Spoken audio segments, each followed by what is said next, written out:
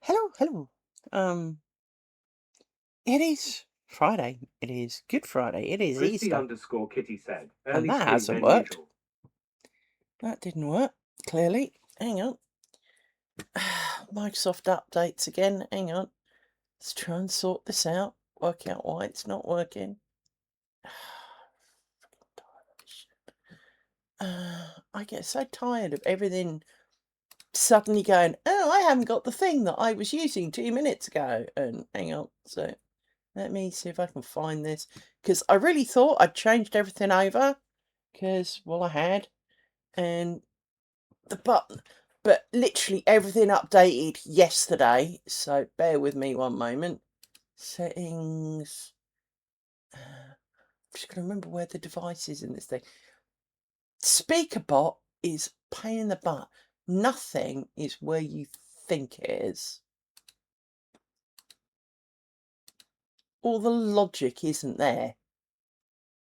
Speakerbox will be going to headphones. And they all say disconnected. Well, let me kill that then. And start it again. Because it said it was going to my ear thing. But it said they were all disconnected. But clearly they're not. Well, I don't think they are. Mind you, I haven't checked. Hang on. No, they're all coming out of there. Okay. It hasn't picked up my ear thing properly, even though someone else saw it. That says that it's connected, but I don't think it's using it. No,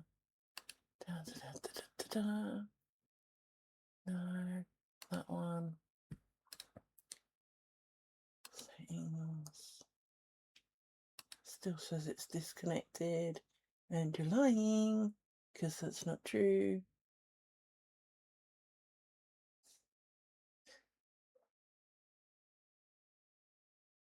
Yeah, it says it's disconnected, even though it's not. Yeah.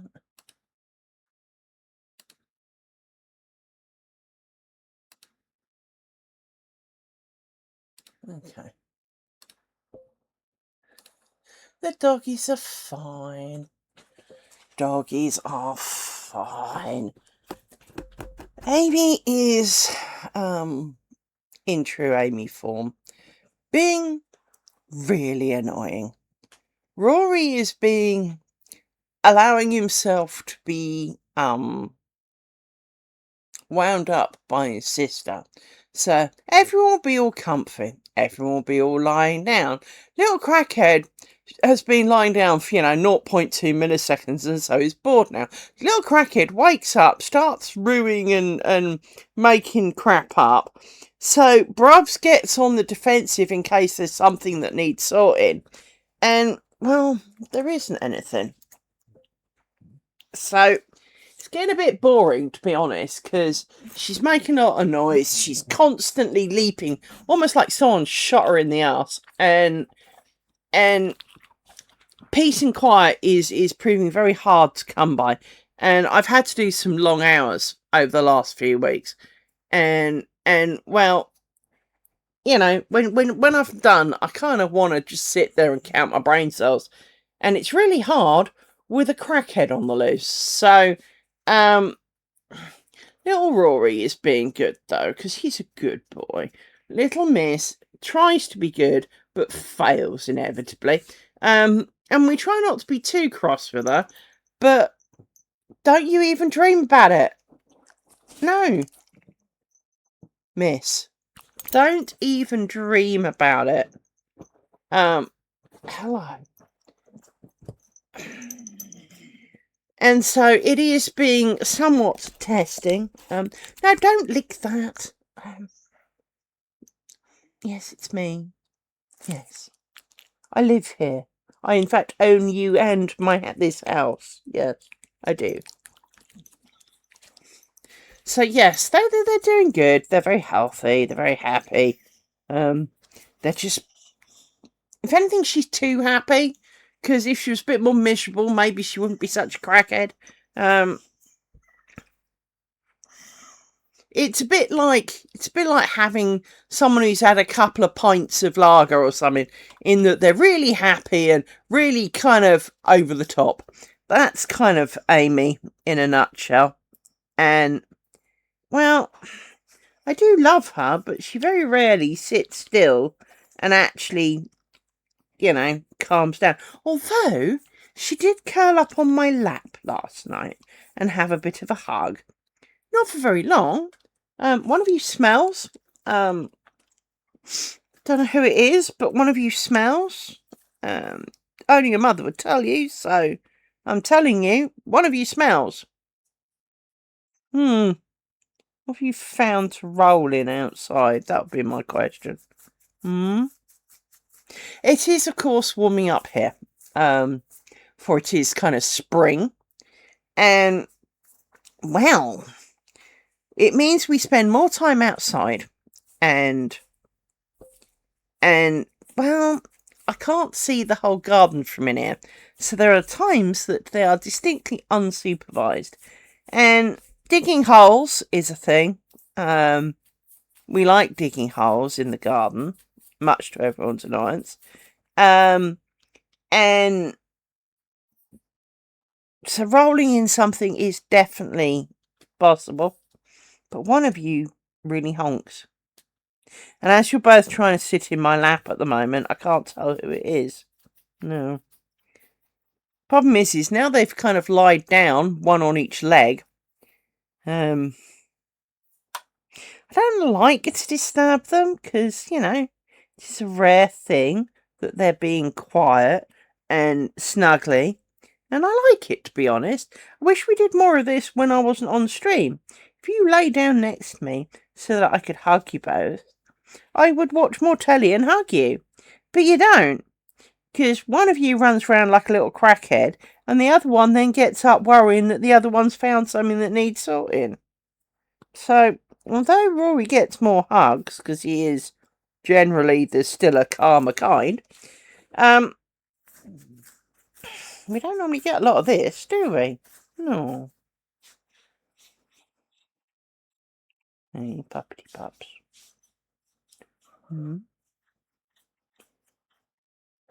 You'd think they'd been here for hours, if you could see them.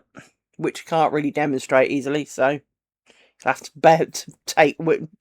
take my word on that one. Little ones.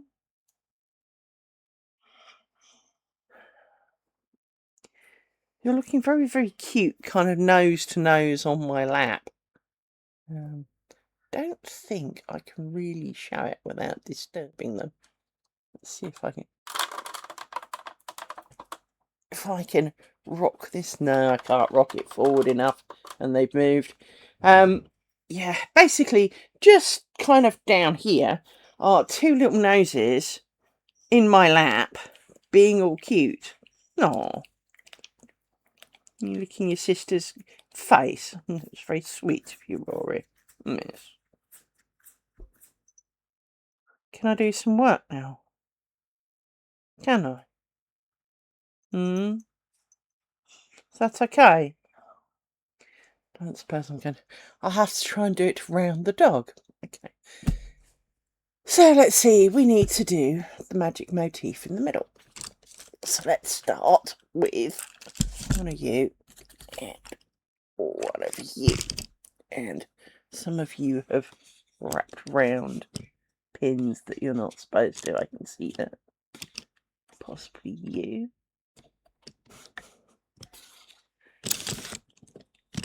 Yeah. So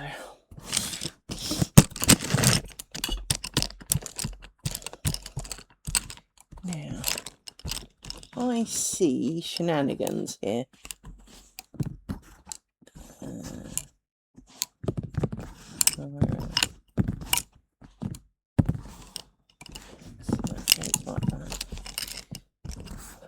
But that's not looking right, in fact.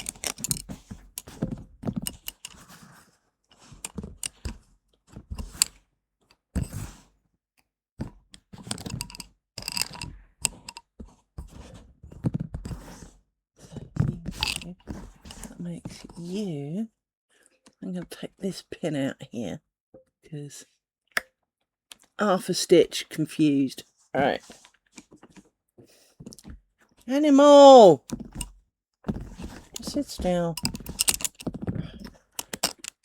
There that goes.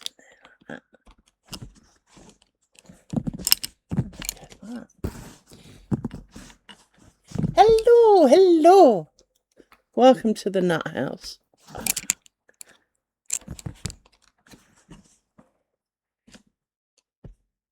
That doesn't look right either.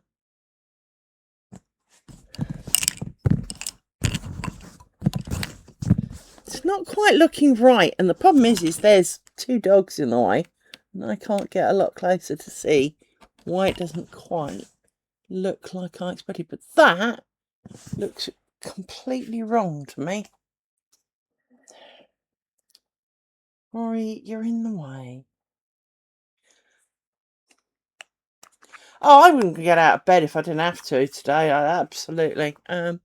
How is the weather? It is vaguely sunny today, actually. Trying to take a picture of this fucked up bit and work out what's wrong with it. Yeah. Something's definitely not right there. Come on, Rory. Everybody out the way. Wow. Come on, everybody move. I need to get within like 10 feet of this thing. Come on. So, let's take this pin out because there's definitely something wrong with that bit. And I've got a horrible feeling it's actually the row beforehand. Let me move the mic a little bit because I just arm butted. Undo this. These two stitches, I think the problem is actually these pins. You do that. I must admit, I have plans to do some stuff over the next few days. Whether I actually do them is going to be a whole new thing. So this definitely looks wrong because you both come out the same place. So something's wrong with those two, but I'm not sure. I'm going to have to undo a whole big pile of crap, aren't I? We haven't screwed up for a while now, it has to be said. Wow. Sounds like it's going to take you a while. Can you just sit still, animals? Either bugger off or sit still. Those are your choices. Please. Now, that I think is not wrong. Although I'm not exactly convinced because I would have expected...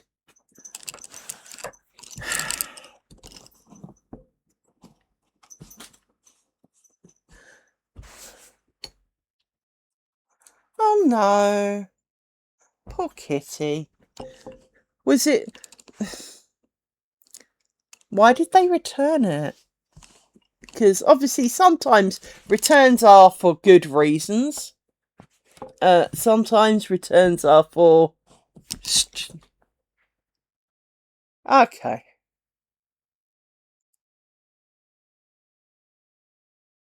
Well, I guess at least if you recognise you're not a good fit and they return it, that's better than making the poor animal's life hell. Oh no. Um, yeah, something's not right here. But it's like I've almost got an extra pair because that comes out of the pin below. That comes out of the... Or does it? See, I'm not... Yeah, I mean, it's always difficult, especially for rescues, because not everyone wants, let's call it a second-hand animal. Too many people think that there are going to be problems, and sometimes there are, but no one wants, you know, a pre-loved animal, even though yours were kittens and so haven't really had a huge amount of time. But not everyone's up for a pre-loved animal, and then no, Rory, you can't come up that side. There is a whole fucking couch for you to lie on, the size of, you know, Texas. Get on that. And I've always found it difficult because if you try to adopt an animal and, you know, you can do all of the meet and greets and, you know, with any other pre-existing animals and people, but much like boyfriends and girlfriends. Okay. But much like boyfriends, no, but when you consider that, you know, as adults, before we get married to anybody, we've usually trialed a few other people, right? At some point, we will have almost, it's very rare to meet one, marry it, and stay with it. And that is your only experience. Most people have gone out with, you know, a few to a lot before they settle down. And there seems to be a bit of a kind of stigma of adopting an animal and having to return it because it's not a good fit. But in my mind, realising that the animal is not fitting with your family is the kindest thing you can do. Because to a large extent, now just sit still. You know, like people, everyone has a personality. Everyone has, you know, moods. And not every animal's going to get on with every other animal. And not every human will get on with every human. So every animal will not necessarily get on with every human. And until you've lived with them, there is a high chance that, I mean, how many people have had a partner that, you know, while it was high attention, how many people have had a partner that, you know, they were seeing and they thought they were in love with and they were happy as big as in Boo, and, you know, that they were making plans and, you know, things were progressing. You move in and realise they're an asshole. You couldn't live with that. And it is only once you live with things that you realise whether or not that's a viable option. And, I mean, I do feel sorry for times of yore when, you know, people didn't, it was not the done thing to live with them before you marry them. Because, well, you got stuck with, you know, because, of course, back then, even more so, divorces were more frowned upon. I'm not saying that people love divorces now, but, yeah, there's definitely some shenanigans going on here. Look, there's an extra bit just over here. But, you know, back then, you know, divorces were an incredibly bad thing.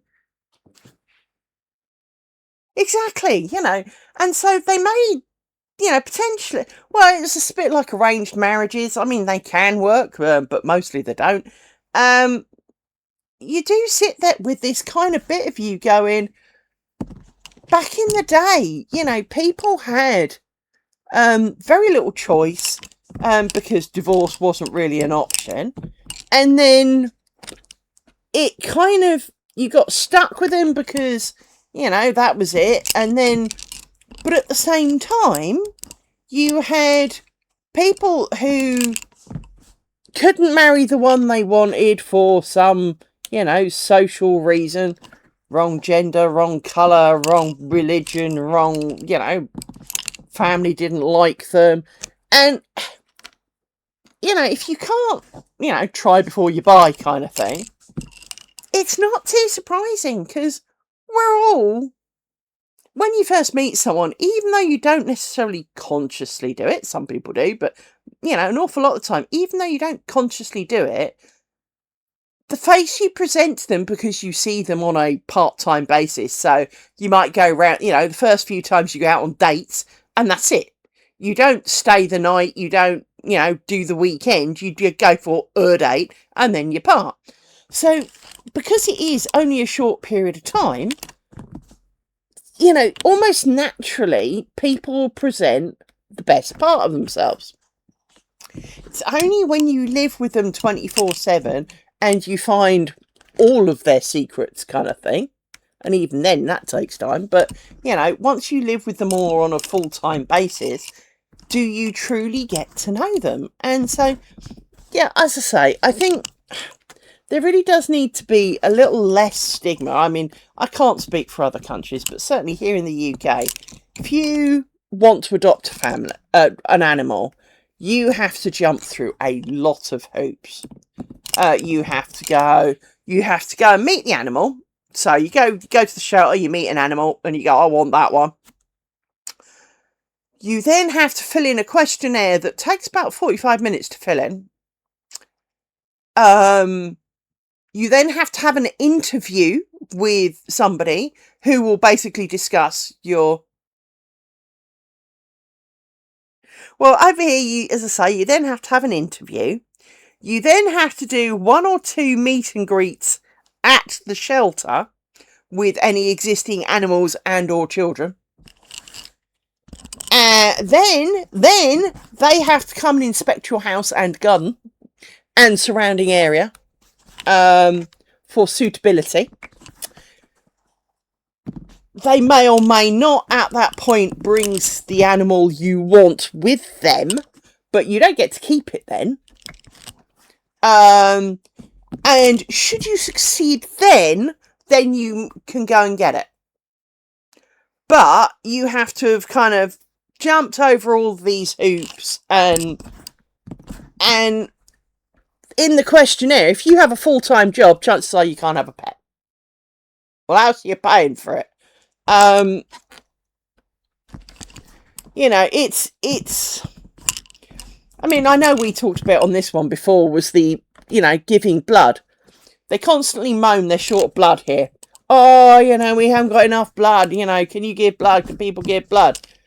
And yet, I won't say all of the reasons that you can't give blood are trivial, but there is an awful lot of... I get that it's not the equivalent of, best, grade A free-range chicken here. But if it's keeping me alive and I've got no ailments, what the fuck? I cannot give blood because I have received blood nearly 30 years ago. You change every cell in your body in 7 years. So none of that original shit is floating around my body. Well, I'm pretty sure that if, you were the same blood group as me, or at least able to receive some of my redly goodness, and were leaking out all over the place, and I was your option. Oh, and after all, I have no major ailments to speak of. I get migraines, but that's not blood related, so you're good. Wouldn't mine be good enough? I'm pretty sure it would. I mean, it keeps me alive pretty well, so... and this is the thing I don't like about that system, is that, they constantly moan they haven't got enough, and then due to, I won't say over precautions, but it does feel like it on some occasions, I can't give blood. Now, you can't give blood if you're too thin, you can't give blood if you've had a tattoo in 6 months, you can't give blood if you've done this, you've been abroad, basically, if you live a life, you almost can't give blood. And then they moan that they ain't got any. Well, stop being so fussy. You know, if you've got, you know what the risks are. So if someone's been abroad in 6 months, you can mark it as being abroad in 6 months, you know, may have risks. But they all get scanned anyway. Most of the time they get irradiated. So even if it was a fest-filled, you know, germ-ridden whatever, it's dead now. So you could put it in for the, you know, emergency pile only, but at least you'd have some should you needed it. But no. Oh no, can't possibly, can't do that. And yet the people who are more likely, in my mind, to give blood are people who've needed it in the past, because you understand how important it is, because you or someone you know desperately needed some. But they're almost the first people to exclude. Can we not? Let's put these out the way for a minute. Now we've sorted that out.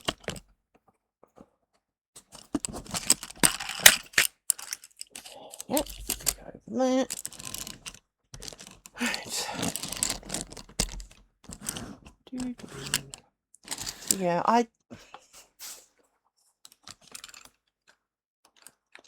Yeah, I'd rather someone returned an animal and said, I'm sorry, you know, this isn't going to work. You know, my old dog hates it or whatever.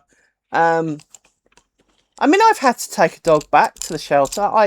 Long time ago, got a half Mastiff, half Great Dane thing. It was huge. Damn thing, seriously. I could have ridden it to work.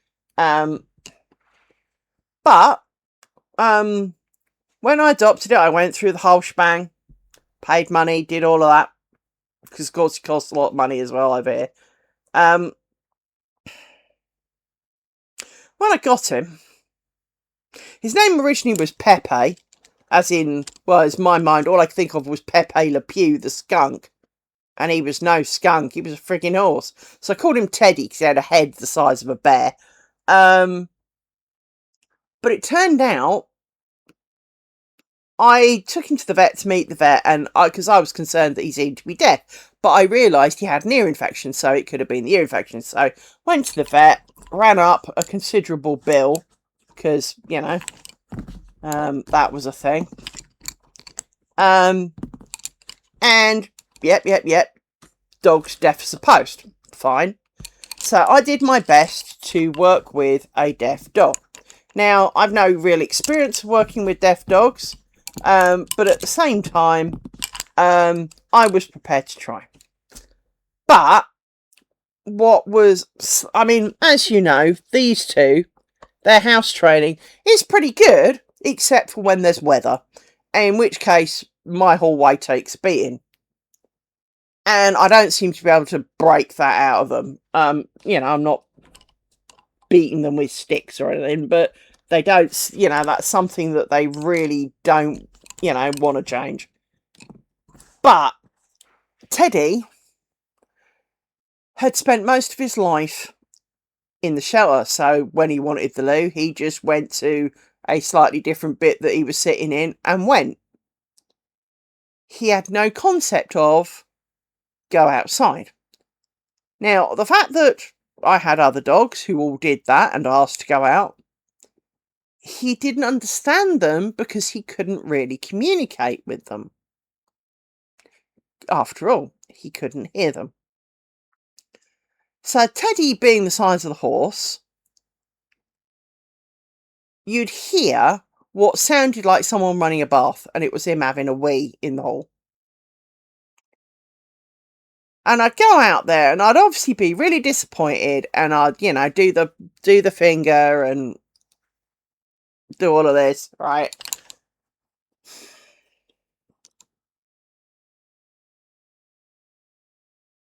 It did. The storyline was pretty shit. And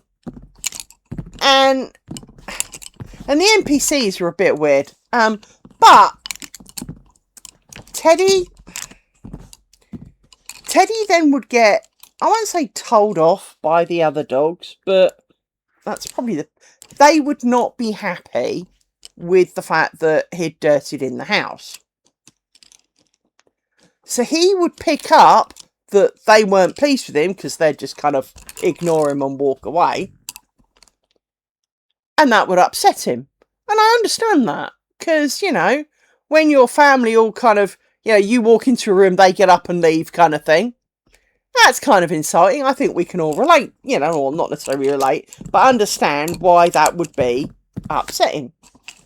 But the problem was he didn't understand why, because no one could tell him. So I forgot to do something.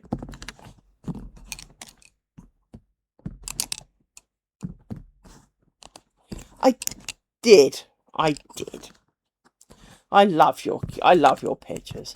I love everybody's pictures, especially of pets. Anyone with pets, I love to see the pictures. I think we all do.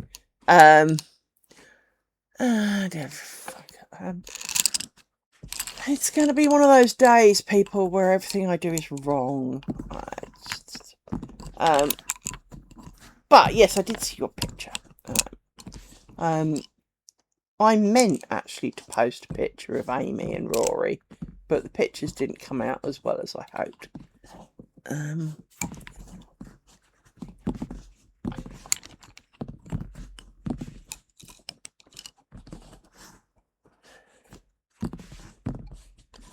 So I'm undoing this because Numbnut Twatface here forgot to do the twisty twisties.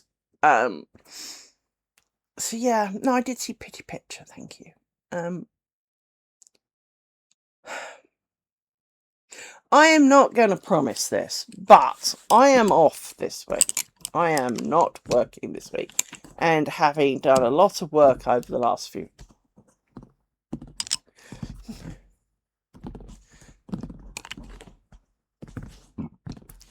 Yeah, I understand that problem. I mean, at least to an extent, electrical outlets are colour-coded. Ads, Joy. Yeah.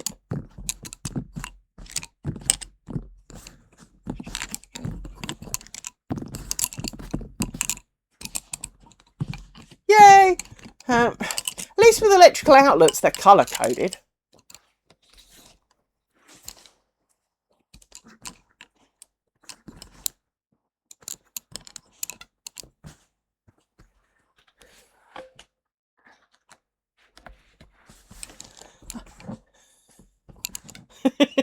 I mean, don't get me wrong. That doesn't mean you can't screw it up, but at least they are colour-coded. I would much rather play with electrics than water or gas. For sure.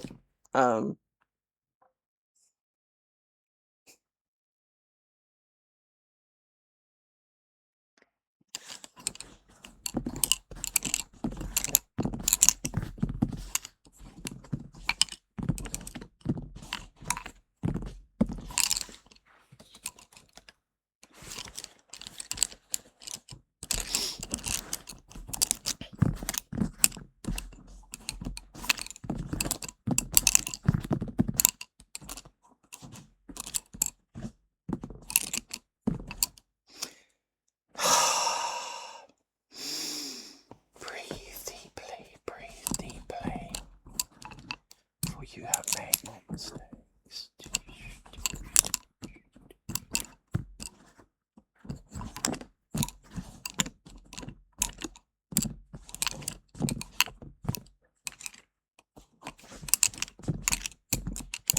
Yeah, that certainly doesn't help.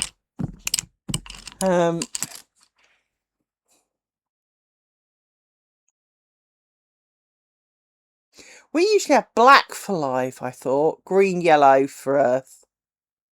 And blue is neutral. But yeah. Something like that. But as you say, the problem is with older wires, chances are this is true. But one ammeter thing, and you can usually tell which is which.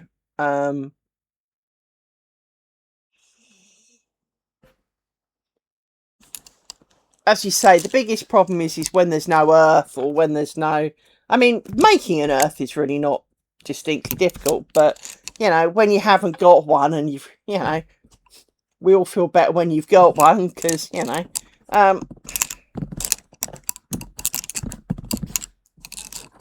but as I say, I'd much rather play with my electrics than any other facility, because water damage is definitely a thing, and I can't smell gas, so if there was a gas leak, I'd never friggin' know.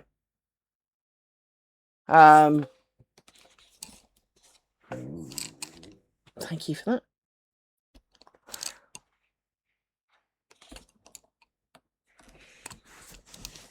Yeah, it is.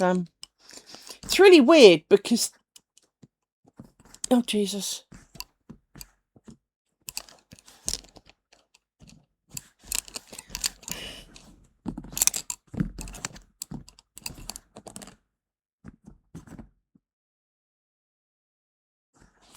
I have no idea what that word means, Tench. I've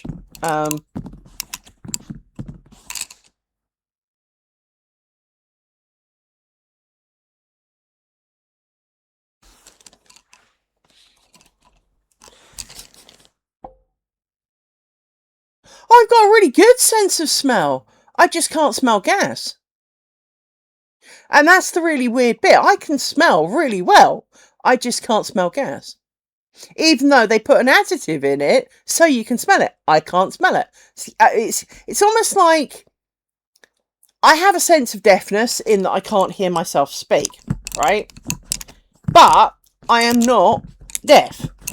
Now, I do have in one ear a very small range of reduced hearing, but I can still hear perfectly well. Well, I can smell farts because as one was just produced by said animal, I distinctly can smell that. I can definitely smell farts. I wish I couldn't. But I can't smell the gas that comes out the pipes in the house. And, you know, this creates a problem. So, a little while ago, over here in the UK, a lot of the providers of gas and electricity and stuff went through a spate of, oh, you need to have a meter. You need to have a meter so you can see what you're using. Yeah, okay. So, you know, I agreed and I got one. And, well, as far as I'm concerned, there is something wrong with how these meters work.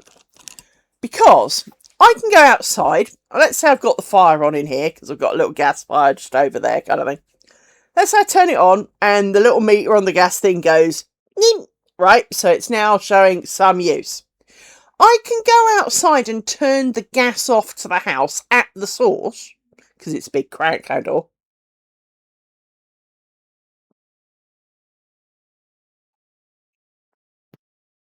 It is, and maybe there is an element of, in compared to everything else, it's just not worth mentioning, so my brain doesn't tell me it's there.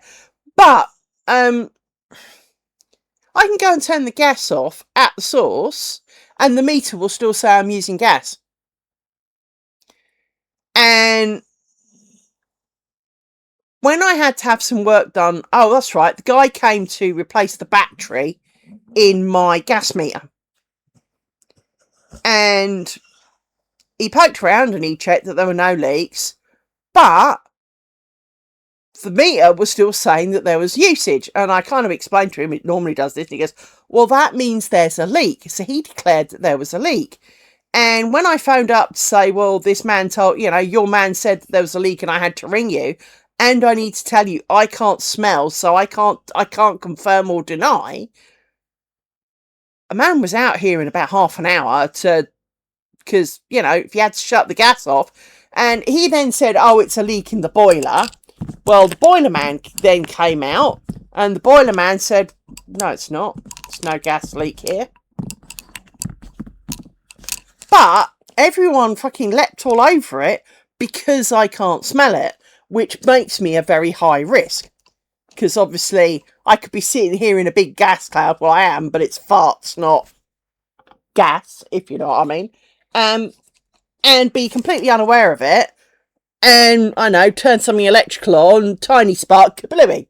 So, not that we tend to have many electrical sparks from things these days, but you know, principle. And so, you know, I am distinctly a very high risk factor for that, because I will never know. I could walk into the most gas filled room and not even bat an eyelid. Now, these two have a habit of turning on the gas hobs I've got on my cooker.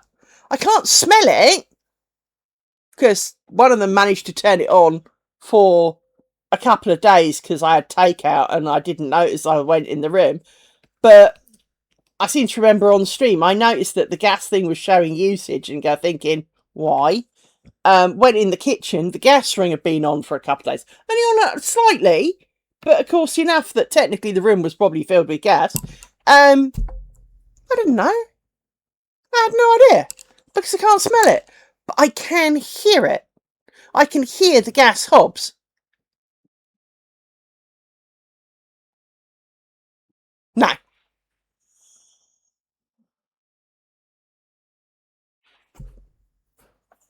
Well, exactly. So, you know, they do kind of leap up and down and kind of go, oh shit. And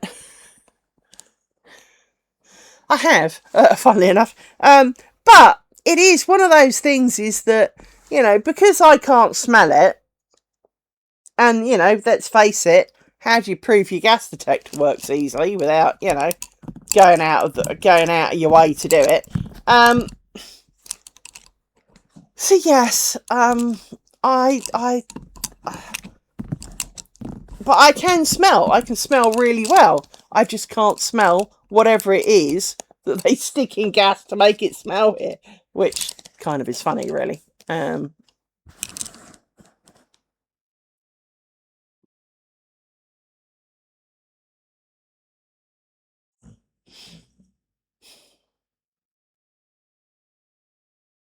It's right, my brain's just thinking.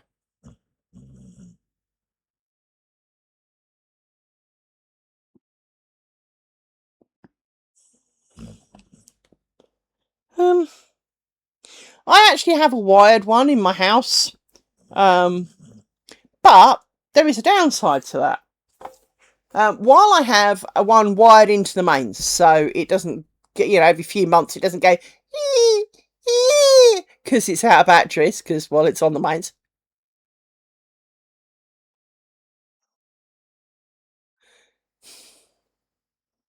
True.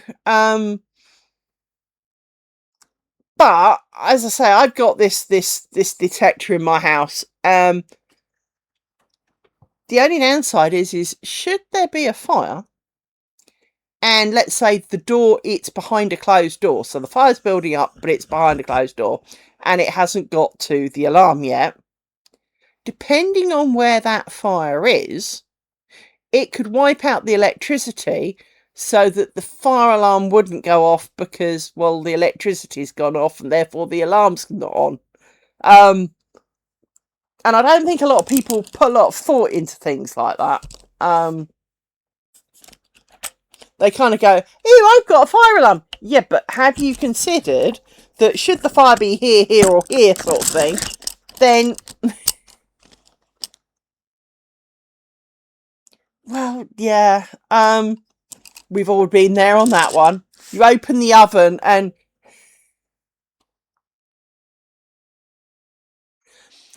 if it does, I don't know how long for. So again, you know, it might do for a little bit, but I doubt it's a big capacitor if it does, because of course it was built into the house. So, in it just, why is it? Why is it that when you're trying to be quiet, everything makes a noise? As you say, I mean, I live alone, so I don't really have to worry about making noise in the middle of the night. But why is it that it almost certainly does. But like all things, you know, without whacking off the power and you know, waving matches at it kind of thing, you know, it is.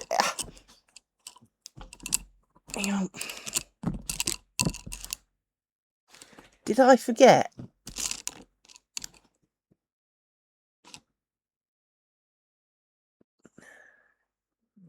I don't think I did.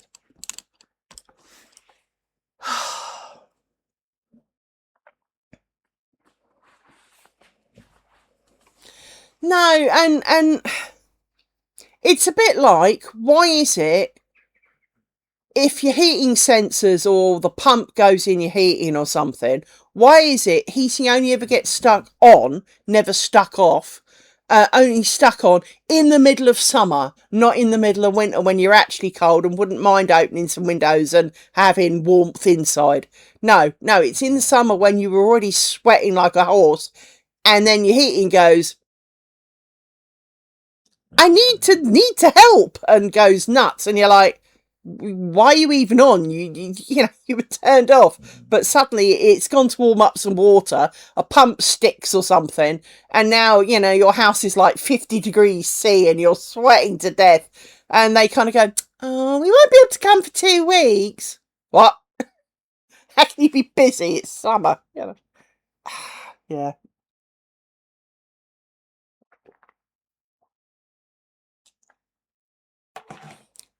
I think that's the biggest problem I've ever had, is trying to get timely workmen in to fix some of these things. So depending on what it is, getting a man in to fix it has often been a challenge. I've had my heating stick on a couple of times now. So when I first moved in here, the heating was stuck off, but there was a good reason for that. And I say there was a good reason for that. It wasn't that good a reason. So just before I moved in, the boiler blew, and the previous occupant had to have the boiler replaced. So it was a brand new boiler. But when they obviously did that, some wires got crossed, is all I will say to that. As a result, for some reason, when I moved in, I have split level heating, which is not very common, which is you have a different temperature downstairs to upstairs. So you can turn it on or off independently. Most UK houses, it's one thermostat for the whole house. And I always found that odd, because the first house I ever had central heating in was split. So when I moved in here and the guy goes, oh, it's got really weird central heating here, you've got like an upstairs and a downstairs, I was like, oh, thank fuck for that. I almost bought the house because of that, right? Because it means you only heat the downstairs when you're downstairs. You don't bother heating upstairs because, well, you're downstairs. And similarly, if you're upstairs and it's really cold, you can heat just upstairs. It's really quite efficient and effective, because downstairs will naturally heat upstairs anyway. And that snoring is Rory, by the way. But I moved in, and it turned out that the downstairs what had happened was the controller unit in the cupboard upstairs blew. And I mean blew. There were scorch marks up the wall, blew, right? And so they came and replaced it, because it was day one. Literally day one. No hot water, no heating. So they came out and you know, they looked at it and they fixed it. It didn't cost too much, so I didn't really mind, but they did come out. But I continued to have odd, weird things about the house. So my fire didn't work. And they came out and looked at it, and they came out and looked at it. They must have come out 6 times over the course of about 8 weeks. Oh yeah, we need to get the part for this, we need to do this. And the biller was already up at like £800, and they hadn't managed to fix it yet. And it was like, oh, well, you know, so-and-so's not in. Right. You've only got one. Apparently, they only had one guy who was qualified to do them, and he wasn't in. So I made some phone calls, got another dude. He came round and he went, right, yeah, the part they've ordered would be the wrong part. What you've got is this part, which is like £1.30 off eBay, isn't working. And he went, why are all the coals weird? Because if you've got a gas fire that with like fake coals and stuff in it, the placing of the coals is important because it helps distribute the gas and the stuff around to make it work properly. And apparently they just kind of wanged it all back in there and not done it right. And so we ordered the bit off eBay, and he came back the following week to fit it when it arrived, and accidentally broke it. So he was very upfront. I broke this. I'll pay for a replacement. So we got a replacement. And he was back the following week, and it cost me like 20 quid to have my fire fixed. The other lot would have still been going, and I never paid that bill because they just messed around and they were playing guessing games. They'd replaced kind of nearly all the replaceable parts within it, and it was still no better except for this one bit. So, yeah. But that was kind of when I fell out with them a little bit, to be honest, because they clearly, rather than just saying we don't have the experience to do that, they'd sent a man who was obviously winging it a bit, and, well, you know, he was going to have wasted an awful lot of money on something that actually was quite a cheap fix. Because the problem was, it became harder and harder to light it, and it's not an easy thing to light because it's kind of at floor level, almost round the back of it, and you have to push it, turn it all the way to the front, push it in, click it, hold it till it ignites, and then let go, and then you can adjust it. And the problem was that it was getting that you had to hold it in for like 2 or 3 minutes, and even the slightest reduction of pressure, it died and didn't take. And so you could be down there like 15 minutes grovelling around trying to make the firelight. So that was not a thing. I really do like having the fire on in here. The dogs really like me having the fire on in here. But it hasn't been cold this winter. It's not actually been that cold this winter. So, I haven't had the fire on this winter, but it is really quite nice to have a little fire, because fires are good to look at. They're quite soothing on the soul as well. And because it's all behind in a little kind of oven thing, it's a closed environment. It's not actual, the dogs can't stick their faces in it. They can stick their face on the glass on the front and burn their noses, but they can't stick their faces in the fire or put the tails in it or anything.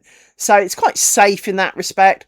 And so with all of that in mind, it's really quite nice.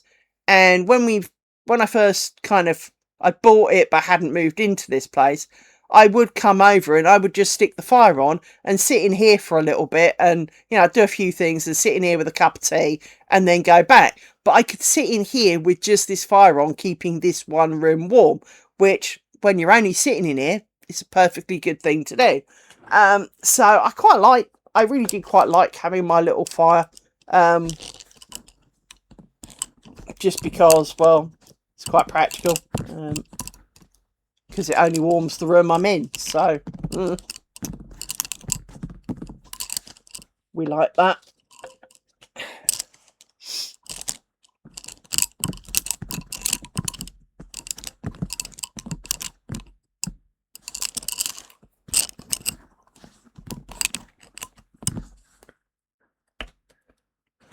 But yeah, getting people in to fix things timely is not always easy.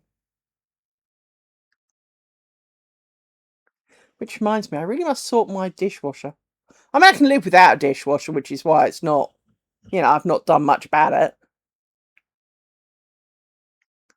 It has been broken for a couple of months now, so. And I do like having a dishwasher. The worst thing is I can't work out what's wrong with it. Because water goes in and water comes out, but it says wine, wine, wine. I don't know.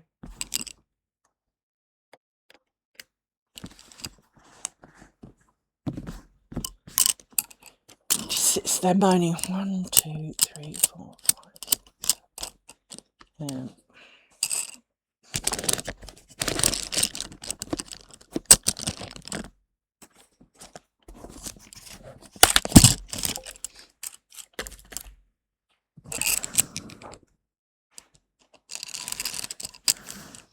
Sorry, I think the smell's you, actually.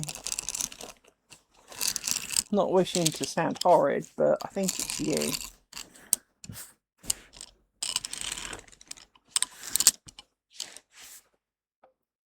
Mm-hmm.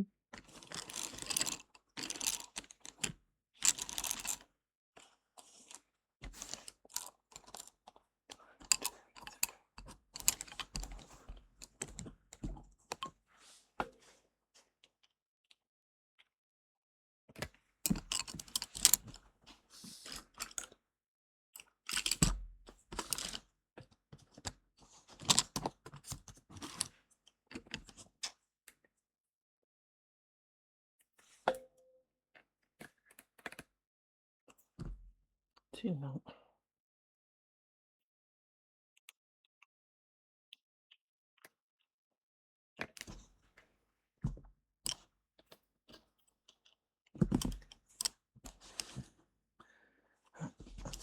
Yeah, a bit. So.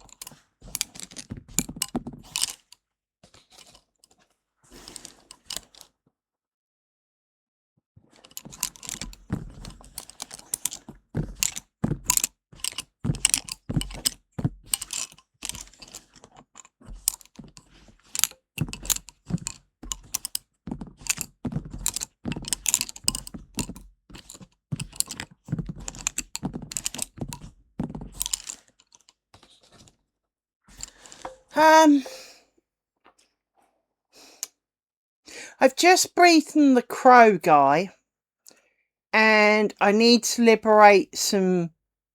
I've lit up some spire thing by solving puzzle halfway up and having a winch thing, and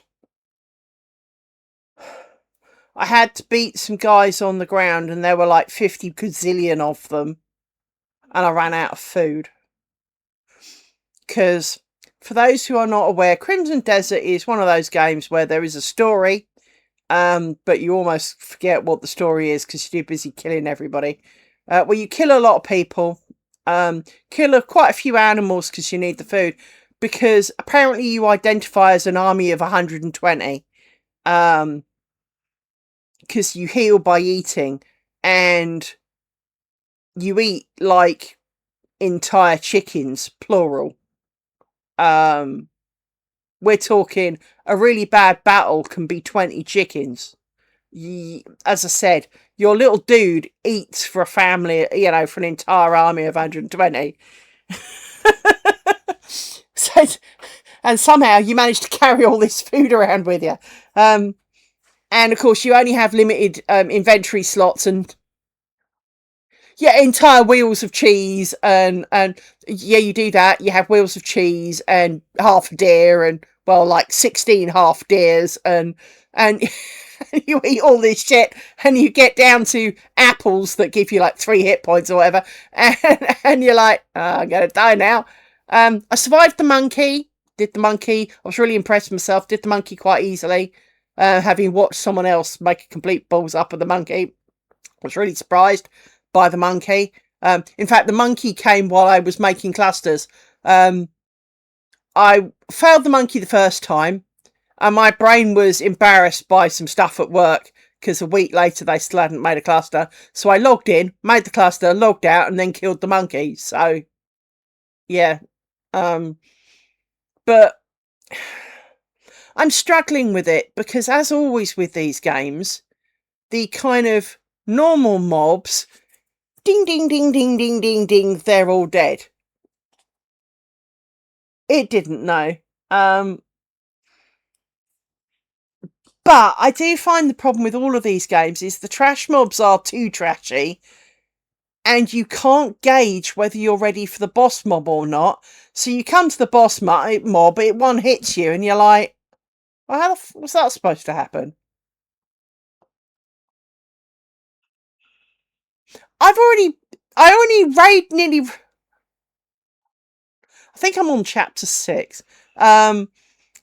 I will say, I expect them to get harder, but I will say some of the early ones, so that devil red face guy, I nearly rage quit over that one. He really got on my bits. He really did. So for those who have never played Crimson Dawn, to explain why this guy was so bad. Yeah, the Reed Devil, he was... So you go around, yeah, that's exactly what I ended up doing. You're kind of going along. Yeah, you're kind of going along, minding your own business, and you go up this hill, and there's like 4 or 5 trashy-ish mobs along the way, and they kind of almost like endlessly spawn until you get rid of the little totem things that they're spawning from. And that's okay, but it is quite a long mountain, so there's quite a lot of this. So potentially you've already seriously depleted your food supply, because you can only really carry so much.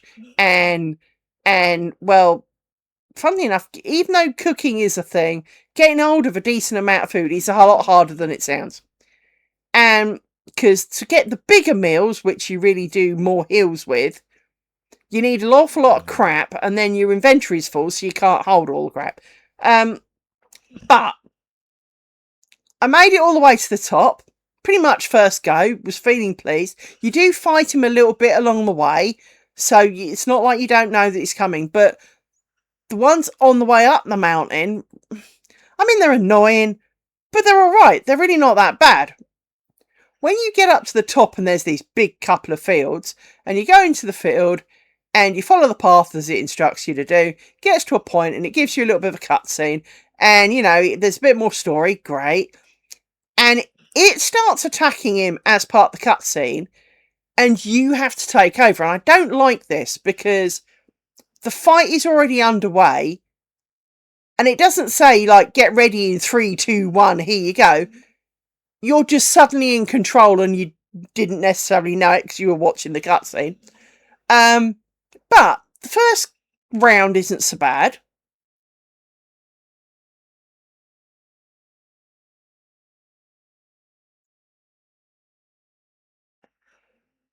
Okay! That's a lot of wires. 1, 2, 3. Why is that 4? Okay. But so the first round he just fights you, that's fine. He's a bit of a tough shit, do not get me wrong, but it's 1-on-1, it's fine.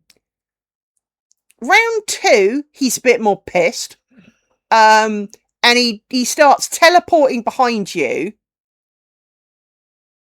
Definitely. In round 2, he teleports behind you and stabs you in the back and knocks you on the floor. Well, then you've got to... It then delays before you can get up. You can't kind of almost get up the moment you're down. It has to wait, you know, a few seconds before you can get up. So by the time you've got up, looked around for where he's gone, he teleports behind you and does it again. So that really wound the shit out of me.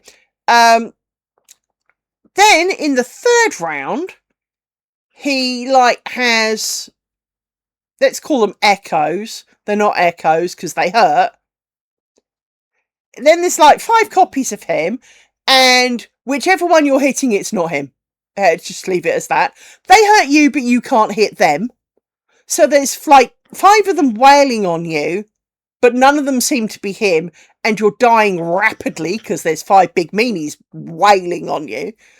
And so it was rage bait. It was proper raging time. And I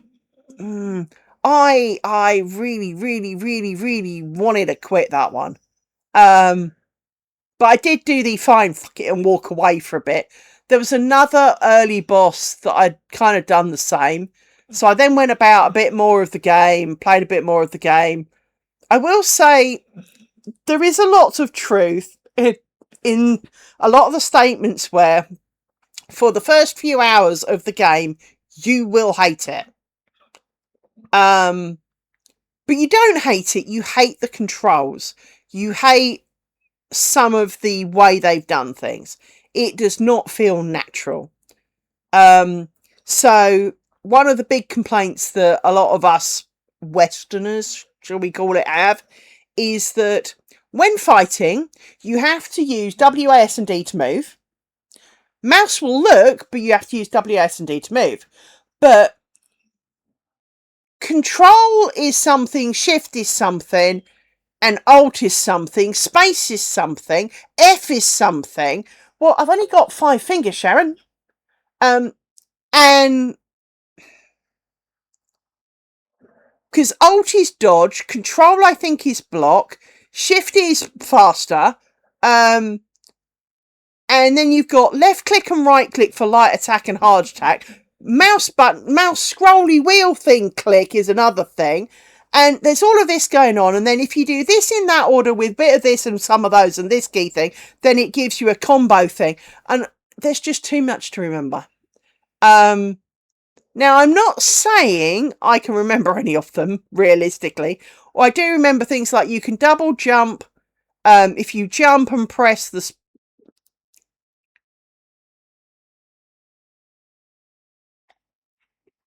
Well, identifying where the juice is coming from, so live's good. You at least know what's live. But the problem is there is an awful lot of combos. You can gain skills by watching, which I think is great. So, and there, you know, with all of that in mind, I find that a good game.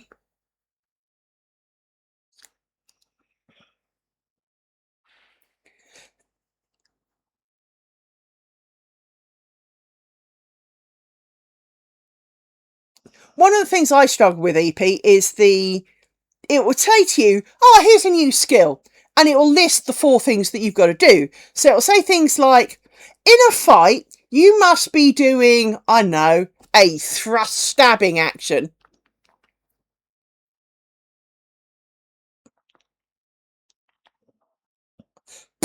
That's on you, love. Can't help you with that one. But as you say, EP, it is... You almost get to a point of you just button mash. However, they have categorically pointed out that the reason your dodges don't work is because you button mash. You must press Alt and then leave it alone, for example, or it won't actually do it. But the problem is because it's not doing it, you press it again. And so you are often your own worst enemy. And I do that a little bit in a lot of games, is that because they have not a delayed reaction, but kind of like a chaining event, I'm busy pressing the key because nothing's happening, but that's stopping it from happening because I'm still pressing it. So I struggle a bit with a lot of that. I struggle with blocking for the same reason. I pretty much leap, shield, smack, stab, and whirly blade my way through everything. So occasionally I leap. Occasionally I manage to do something and go, what the fuck did I do there? Because I'm not actually sure which buttons were down at the time of action. But I managed to get past those stupid green kids who poison dart you and put you to sleep. I'm now welcome in their village. Thank Christ for that. Because they annoyed the living snot out of me and all. I was going to rage quit over them for a while too. I was getting real wound up by that. The cat village. I am not good at playing games. It is not a natural thing for me. I love trying, but I suck, right? And one of the problems I distinctly have with so many of these games is, for a lot of the puzzles, which I enjoy the puzzle aspect. Do not get me wrong. I absolutely do enjoy the puzzle aspect of this game. So there are things like slidey puzzles, logic problems.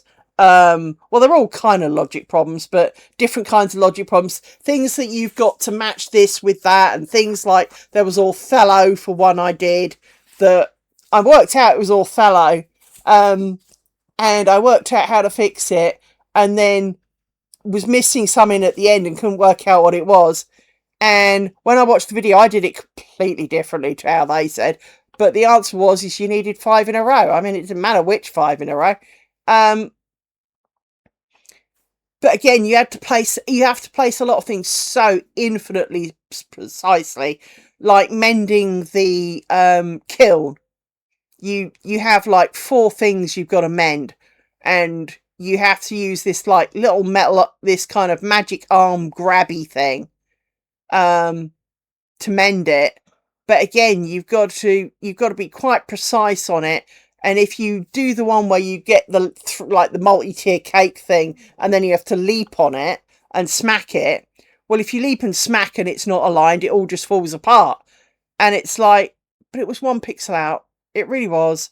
And I get frustrated with games like that where you must leap off that pixel and no other pixel. Prince of Persia style from the original. I get frustrated with those because I know it's all timing, but it was not. Crimson Desert, which I keep wanting to call Crimson Dawn, Crimson Desert was not a cheap game. And do not be blocking me from playing the game when you've charged me that much over something as trivial as a couple of pixels. Annoyed by that.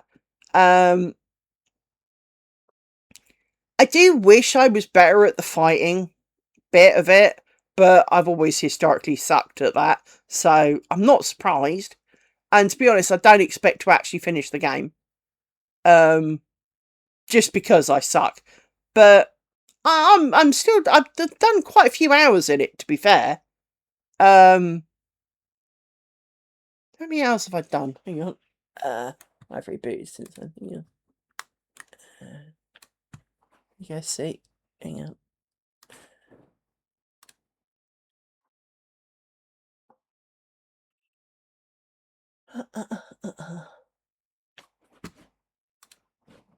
Uh, 62.5 hours. So with that in mind, I'm not feeling I've done too bad. They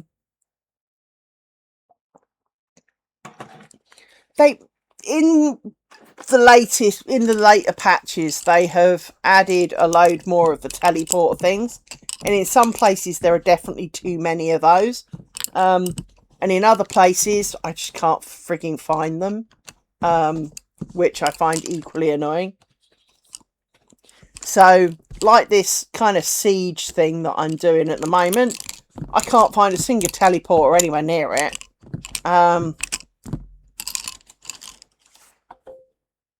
Which, you know, kind of kills the enjoyment because I need to go and get food, but I don't really fancy the half-hour trek through tons of countryside to get back there just because I ran out of food.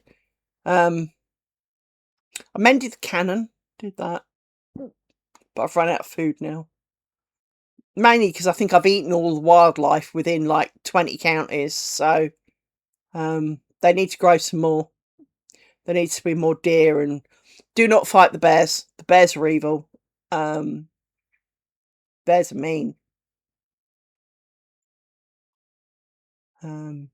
Yeah, don't fight bears. But the map's really huge. I mean, there are literally hundreds of hours of gameplay in it. And it's almost one of those games where even though I'm on chapter 6, there are still things to learn. There is so much work gone into this game. There's so many levels of stuff because you've got cooking and crafting, but you can then find books out in the wild that will help you craft more things. There are a ton of recipes.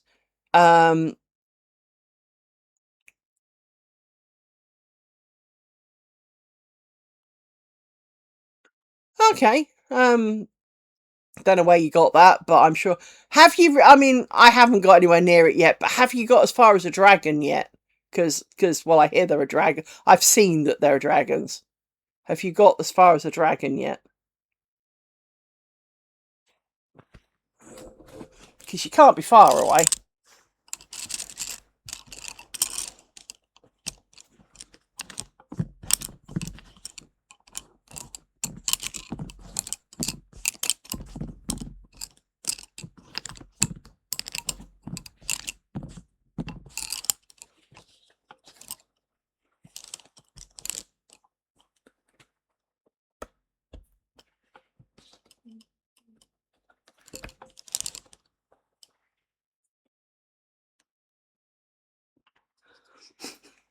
Yeah, just in case it eats you. I mean, that's always a thing, all right? Um, yeah, I haven't found a dragon yet. I found lots of puzzles that it goes, we're not in tune yet, you can't do this puzzle. Just let me do the wretched puzzles. Just let me do the wretched puzzles. Because if I'm in that area, chances are is that I'm in the story enough for that area. So can you just let me? Yeah, I think that's what a lot of them are. But sometimes you just find one of the. So for those out there, there are like if you've ever played Island of Insights or games like that where everything is a puzzle, it's a little like that, but mixed with an ARPG. So you have you have a lot of fighting to do, but randomly you will go to an area and it's almost like let's call it a religious area for want of a better explanation. And in it will be some hints that you're in a special area because there'll be like little glowing sort of whitey blue stone things. And you'll find a puzzle. Now, the puzzle can be all manner of weirdy things. So it can be insert this rock in this hole, twist this thing, and ta-da. It can be light the things in the right order. It can be press the things in the right order. It can be twist the things in the right order. It can be pushing things so that when you push one, another one comes up or two, and you have to get them all up or down or whatever, or make them all level on, same kind of thing, or do them in the right order, and there aren't always hints as to what you're actually trying to achieve. Now, there was one I did which is kind of under your base, the camp thing that you have, where there are dials on 3 parts of a kind of pit, and you have to line the dials up. And at least for that one, there are pictures on the wall for you to gauge the angle that each of these. But again, it's got to be pixel frigging perfect. So if you have it here and it's supposed to be there, that's it, it doesn't work. Even though it looks to the human eye the same. I didn't need to look up the solution. I just got frustrated with, but it looks fine. I don't understand. So I'd go and twiddle them. And then I suddenly twiddled one, 1 pixel. And it all suddenly went, oh, yeah, I'm good now. And you're like, oh, for fuck's sake. There are still bugs with it. Do not get me wrong. There are definitely still bugs with this game where I've had it kind of denied that you've done some. Doing the light up the tower thing. I got up the tower, I had all the blocks in the right order, but obviously some form of timer went off, but it didn't say it was a time thing. There was no hint that it was a time thing. There's no ticking noise, there was no, light running down anywhere, but I was in the middle of doing it, and then all the lights went off, and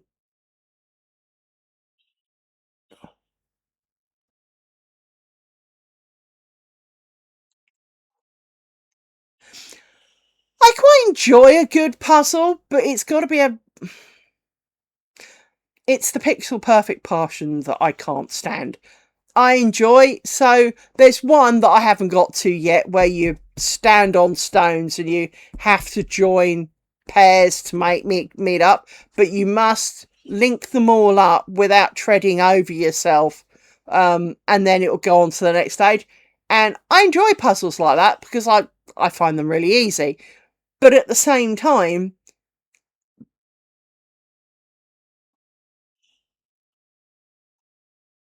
yeah. Some of the things I dislike are when it says you must be here, so you're here, and there's nothing there. So you know, and it does say up or down, but sometimes it just you're there and it says you must be there. So I had it with the cannon guy, got to the cannon guy, and he wasn't.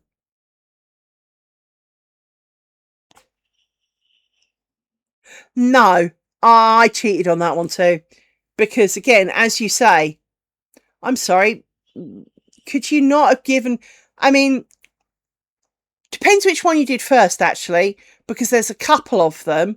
And I actually came across one, and you did the lanterny thing, and it learned memory, and then it showed you a guy stabbing the thing and dragging it around. This was one where there are a load of statues around the edge, and it showed you the guy stabbing this kind of Dalek on a big circle, and you moved the Dalek, and it showed you which way to move it. So you move it, and eventually, obviously, it kind of lit something up, and you went, "Oh, that must be it." And then, and it kind of lit things up, and you had to kind of move it around, and a bit like clockwork in that you move just the outer ring. Once you lined up the outer ring with the thing on the thing, it then locked in the next ring, so you could move both of them, so you could shuffle them around. But that was hard work. But it at least showed you a hint of here's how to get started. Not what you were trying to achieve, but a lot of the time it's almost you need to match this with something, but we're not telling you what. Well, that's a bit mean. There should be enough hints, I believe, in the surrounding, even if it's a bit of a Egypt style pictogram on the wall, of, I don't know, people, a man, some symbols, or, because a lot of the time there can be a lot of choices of things that you would do, but it doesn't tell you what you do with them. So, for example, I did, when I was doing the crow guy, you go up to this thing called the Abyss, which is basically an island in the sky, right? And they've got quite a lot of magic up there. So down on the ground, it's mainly kind of swords and shields.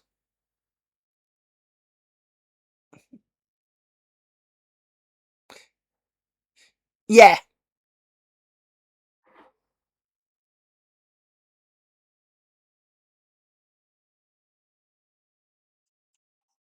Yeah. And this is the thing, with the up in the air thing, I solved the puzzle in the bit that you arrive at. Great. But it wasn't enough. Now, I did notice that there were additional beams of thing that weren't hitting anything, so I realised I had to do that, so I did those. But that wasn't enough. How was I supposed to know that some of the cables aren't plugged in to things that don't look to be connected? They need, I mean, I know they don't want to make it. Hi, Hyper Bailey. I do think that they need some kind of hints as to. It's a bit like some of the bosses. The bosses can be a bit complicated, and while you're supposed to have this sense weakness skill, I've never seen it kick in. Never actually seen it kick in during the fight. And in my mind, that doesn't help. Is that if you're going to have big gnarly boss who's going to be, 30 times stronger than anything else that you've been fighting, I'm okay, Bailey. I'm okay. How you doing? So if you're going to have a boss 30 times stronger than everything else, you need to give a couple of hints. I admit, not first off, because maybe some people don't need it. But again, if you keep dying to it, they start needing to give you hints. I'm sorry, but if you want people to play your game, you need to kind of give them a hint on this is what, I mean, other than you need more hit points, because obviously, you know, you're dying too quick, but it's not always as simple as get more hit points. We know that. So yeah, there is a little bit of me that finds games like that frustrating, just because A, I'm shit at it, but also because the game doesn't take sympathy on you. That was one of the things I did like about Harry Potter, because in Harry Potter, if you're doing the time trial broomstick flying, I will tell you now, if you do it long enough, it will go, oh, you're shit. Do you want to skip that bit? Yes. Because you can't really go on without it. It's because that's the other thing with an awful lot of these fights, is that it almost keeps you in a death loop, because it spawns you back to the boss. You know, do you want to retry? Well, yes. Well, then you're back at the boss. The only thing you can do is give up, and it doesn't tell you if there are consequences to that. You know, because there could easily be consequences to giving up. You could lose items, armor, money. It doesn't tell you. It just goes, do you want to give up? Well, you know, games like that usually have some form of consequence. So again, you know, you can't really make an informed decision. So I am really enjoying it, but at the same time also finding it really frustrating.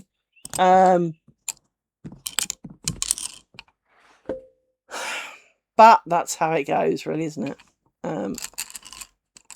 Right. Now, this is the complicated bit. And I think I might need more drink for this. Hang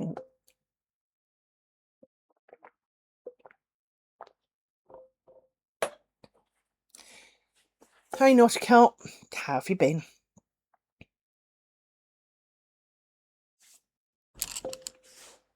So, 2, 4.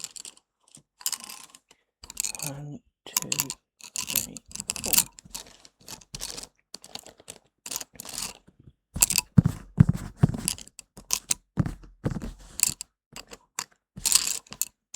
Checking you're all twisted enough. Right. 1.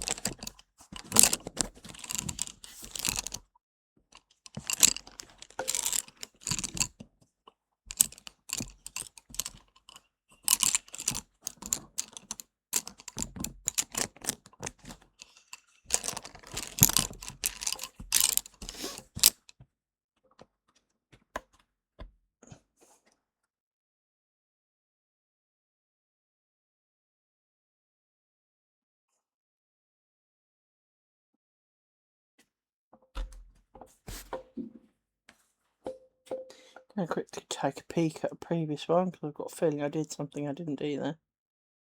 Yeah.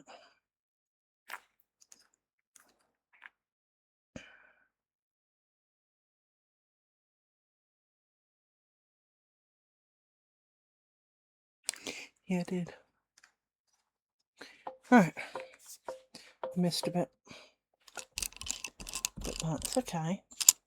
Because we take U4 back over here, back under here, and you under here, and over there, and then push you 3 times. 1, 2, 3. 1, 2, 3.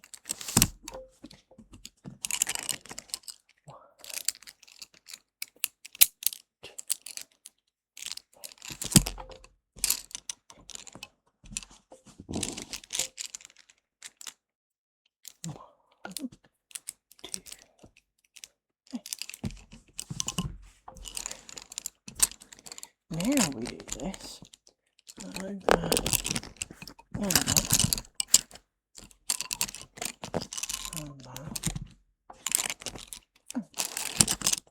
now we put a pin in it.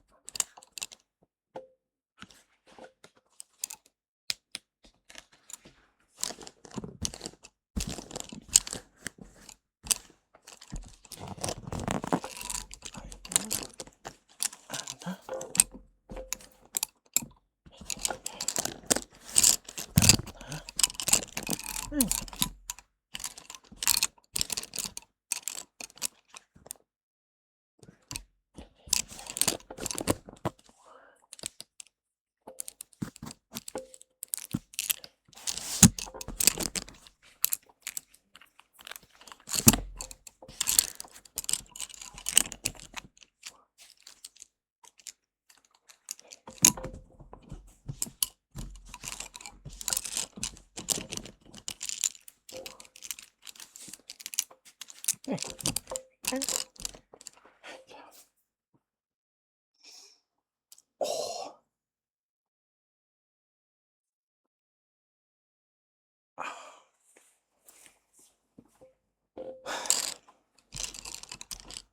So thank you.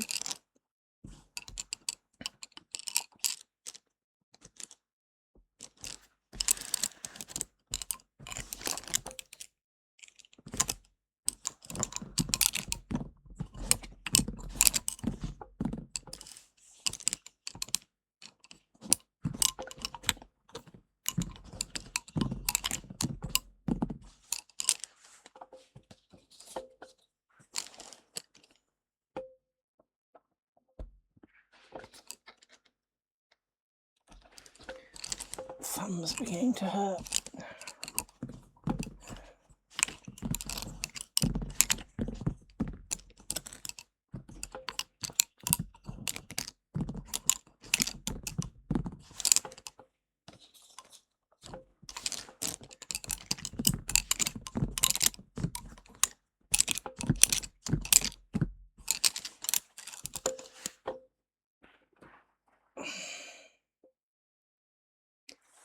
Yes, it's good to see you all.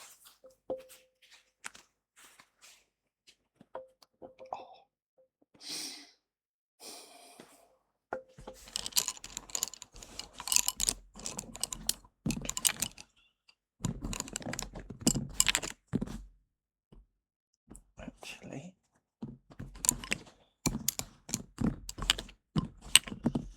give you a tweak first. A bit better.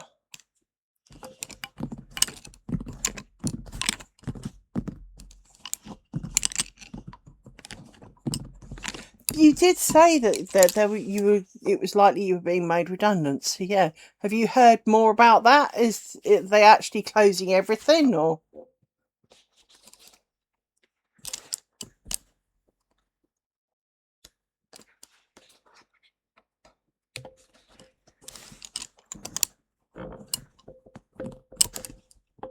You job hunting? I assume you job hunting.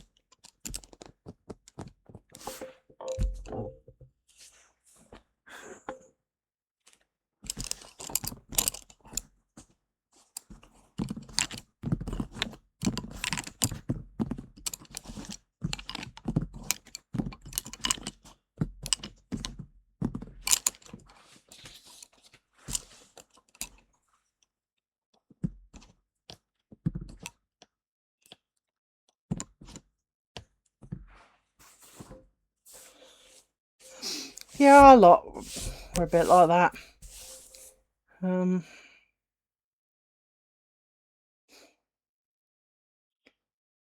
mean, when we were 2p years ago, the company tried to 2p out our department before, and we were all we were all told then, well, if you want to stay, you need to apply for all these job here as some we think you'd be interested in.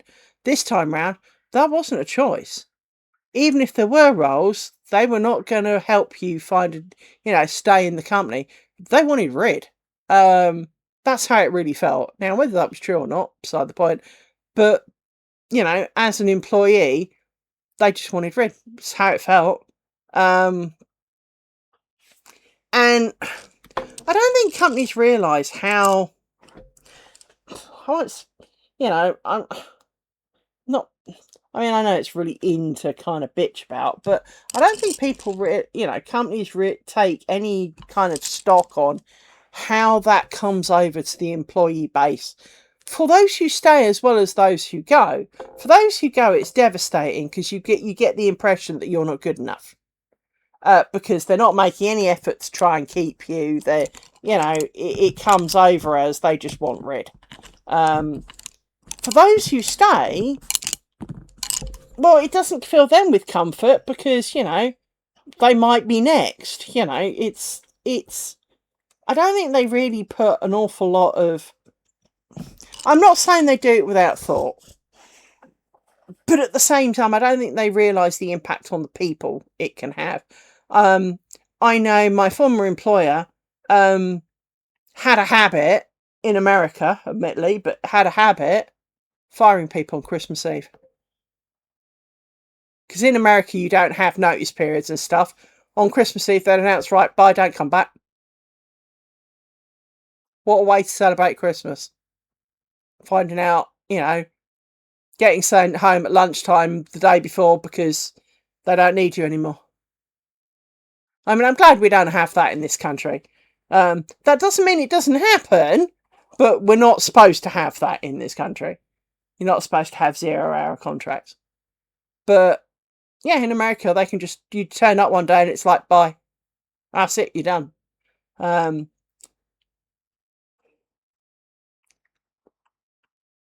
Well, yeah, I mean, I'm sure, Bailey, you've had to do shooter at work training. I mean, I have. And anyone who's gone, I don't see why we do this. Really?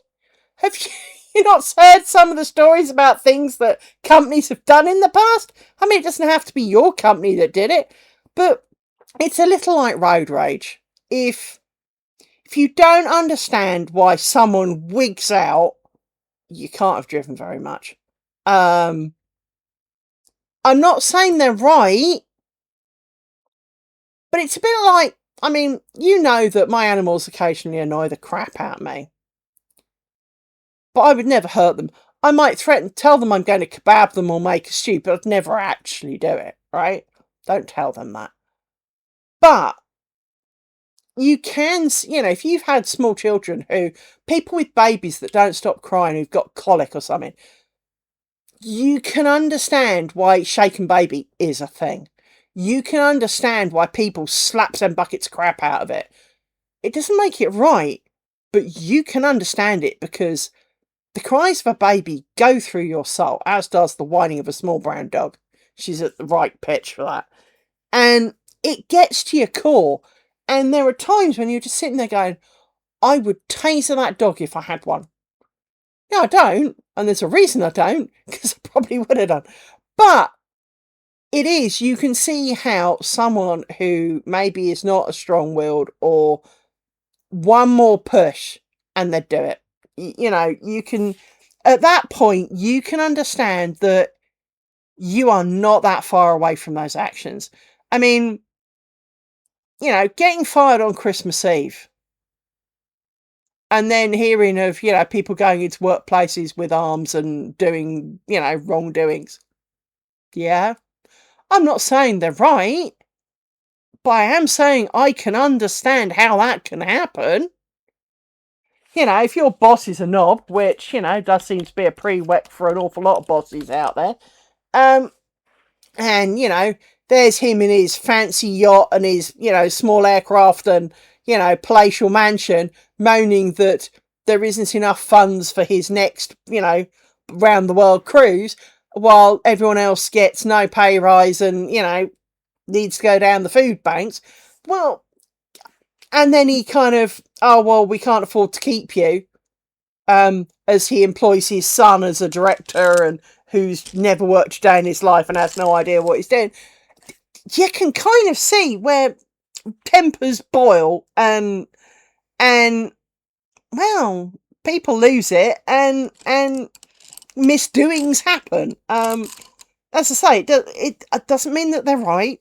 Doesn't mean that we condone it, but we, you know, quite often you can see how circumstances could lead to someone of certain dispositions to do this. And to be honest, I part of me does say I think the UK gun law is a good thing, because if we all had some, there would be a lot less problem people around. Because, you know, that certainly would be a thing. I do believe that, you know, if we didn't have the gun laws we did, quite a few people would not be in existence today. Someone would have taken it upon themselves to ease this issue. Um, rightly or wrongly, because, you know, some of them deserve it more than others. Or some of them would bring it out in you more than others. But yeah, it doesn't make it right. But at the same time, you know, you can see how it happens. I mean, there are things that no one will ever understand, but there are things that you can. And some of the, you know, violent stuff of losing your temper, and because, you know, potentially you're destroying a whole family by cutting off their income. And if they've just paid up for a new boiler, they've got problems with the car, they've got, you know, big bills to pay and no money now coming in, you know, maybe it'll cost them their house, maybe, you know, the whole world could implode for that person. So they're not going to take that kindly, you know? I mean, losing your job is never a good experience. No one ever was happy. Well, I mean, you might be happy you lost the job because it sucked at some level, but no one's ever happy to be plummeted into a no-income environment. The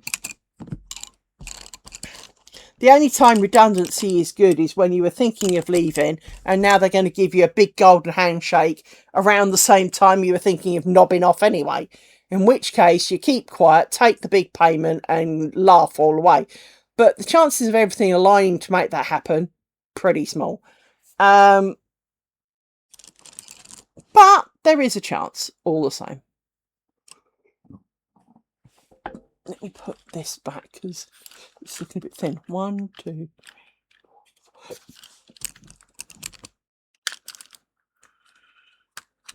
6,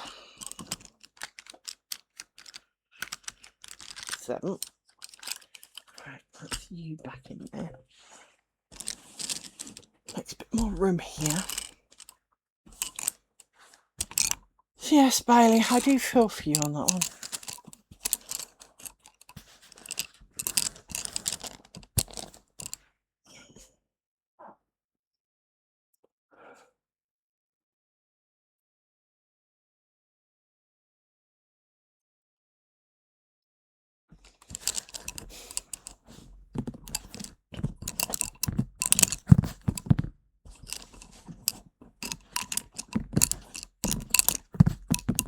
Have they given you a date for the end of your current employment?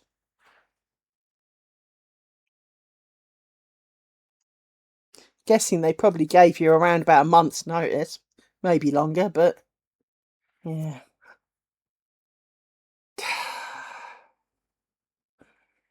Well, at least it is a little way off. I mean, you've got a couple of months to find something, I suppose.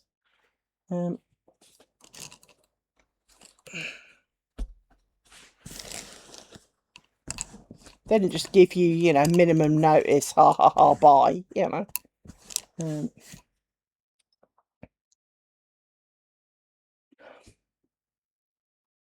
doesn't make it any easier, really, but at least you have a little bit longer to find something else. Are they doing redundancy payout, or are they just kind of like, you will get 1 month's notice, goodbye, you know? You'll just get your notice period, enjoy.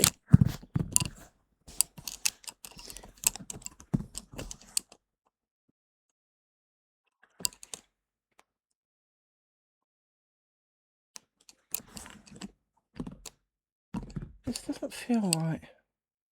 It's because it's going the wrong way, dipshit.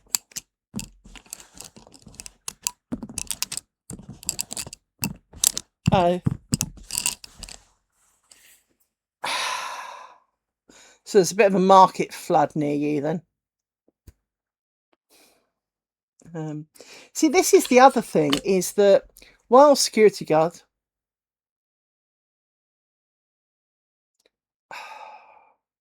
I mean, that was the thing that annoyed me about my 2P.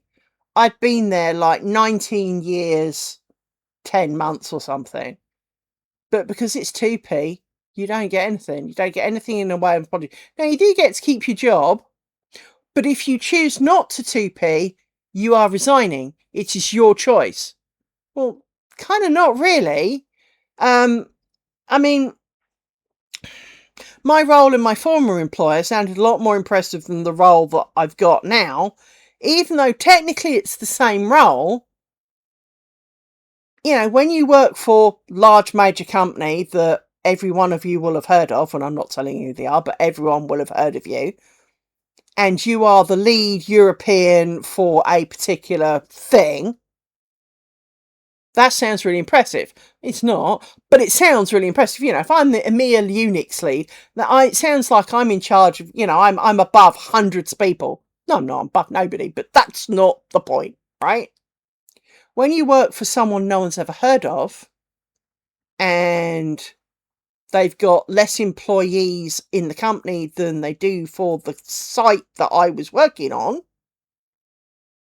so we're talking 300 odd people. Well, that doesn't sound very... I could be king of the world, but of 300 people, it doesn't really matter, does it? And of course I'm not. My job title kind of got changed in the mix somehow, and yeah, I'm just douche, really. My job title might as well be butt wipe. I should actually know what my official job title is. Hang on, let me look. What does my current employer actually call my job title? I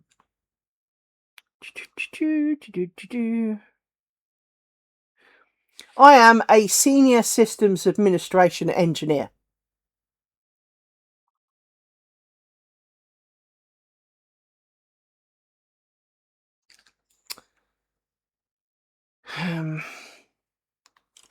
Whereas my fellow co-workers have got different titles.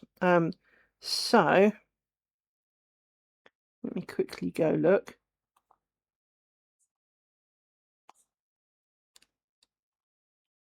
Where is he? Not really. I mean, my DB friend is a staff data operations engineer.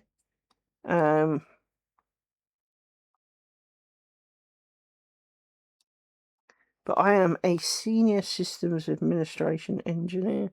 There you go. And it still doesn't tell you what the fuck I do. But if you go to the client that I work on, my former employer, I am a systems administrator. They can't spell it. Everyone else, so DBA is, I think he's the Oracle lead. The girl who is kind of tier below me, she is the Citrix lead. I'm just a system administrator, and I know why it is. It was payback, because before we were TP'd, our manager asked someone below him to do some work, and he was requesting personal information, and I said no. My manager's already got access to that. I'm not giving you that information. My manager can deal with that. He's already got access to it. And so that's why, because basically I wouldn't confirm to him my date of birth. And well, if you've worked here that long, you should know when my birthday is already. Secondly, because I always take it off work. And secondly, my manager could have given you that information. You should not have to ask me for it. And you don't need it to do your job. Your job is nothing to do with my personal information. And so, yeah, that was the comeback for that. And I tried to do a deal to get my job title changed to something more reasonable, because overtime was always an issue. They didn't really want to pay for it, and I said that's fine then. I'll not claim it as overtime if you fix my job title. Well, they didn't fix my job title, so I claimed the overtime. I'm sorry, but I gave you an easy answer. All you had to do for me to do that for free was to change my job title back to what it used to be, and you didn't. So yeah, no, I'll charge you for that then. That's not right.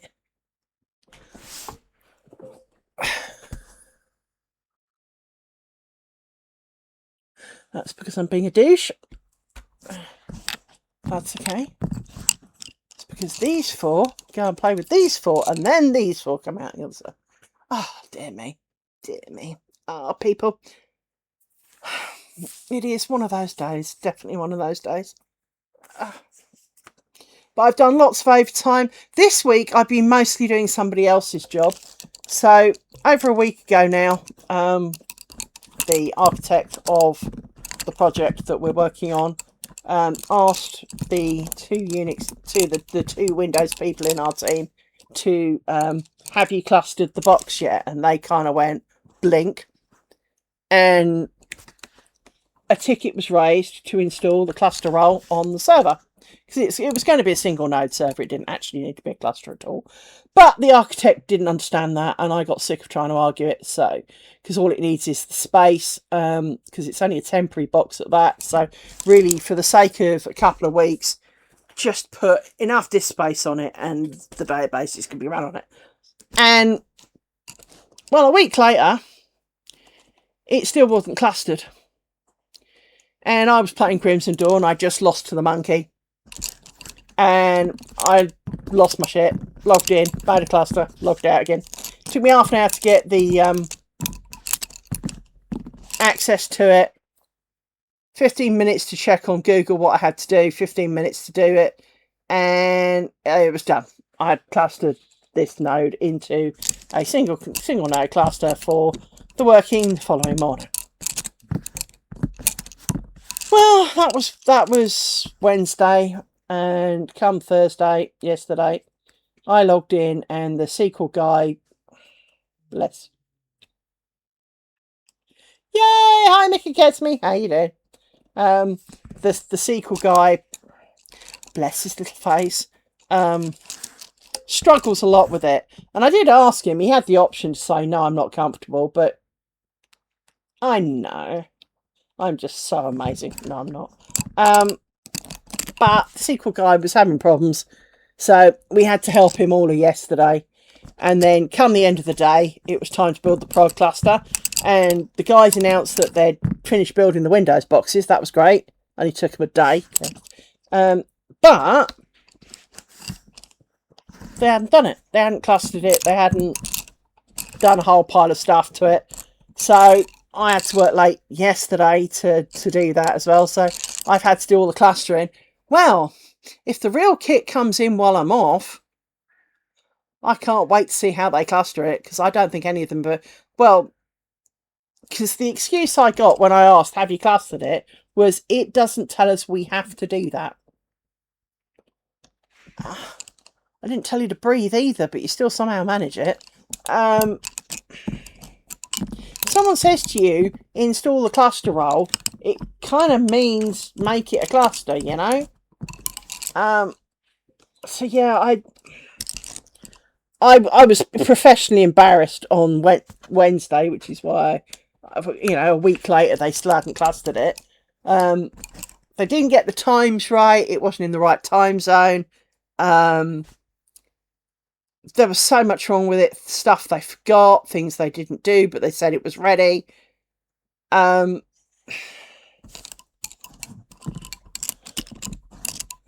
But what was kind of funny was that the architect had missed some information on the sheet.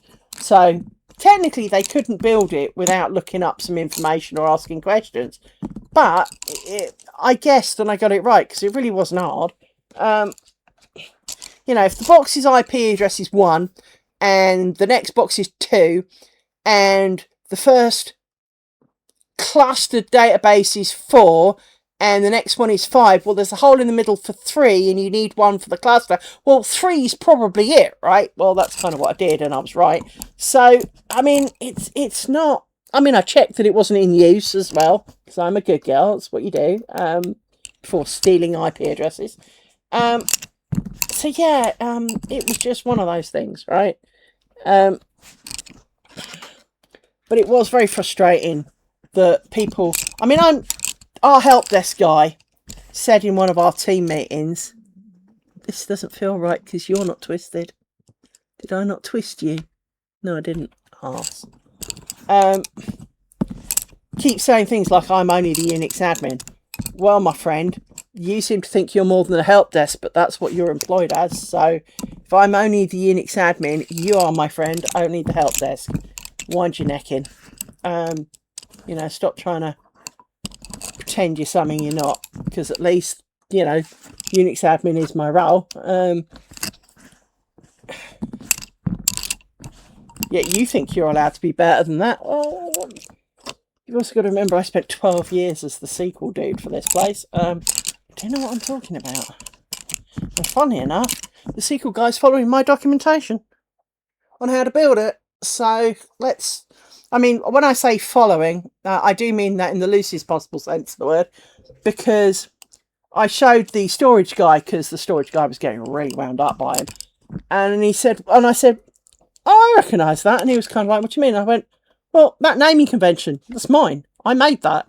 And he went, how do you mean? I went, well, let me show you, because I was sharing screen with him. I went to the SQL directory and I found the documentation on how to build SQL cluster at our original hosting company.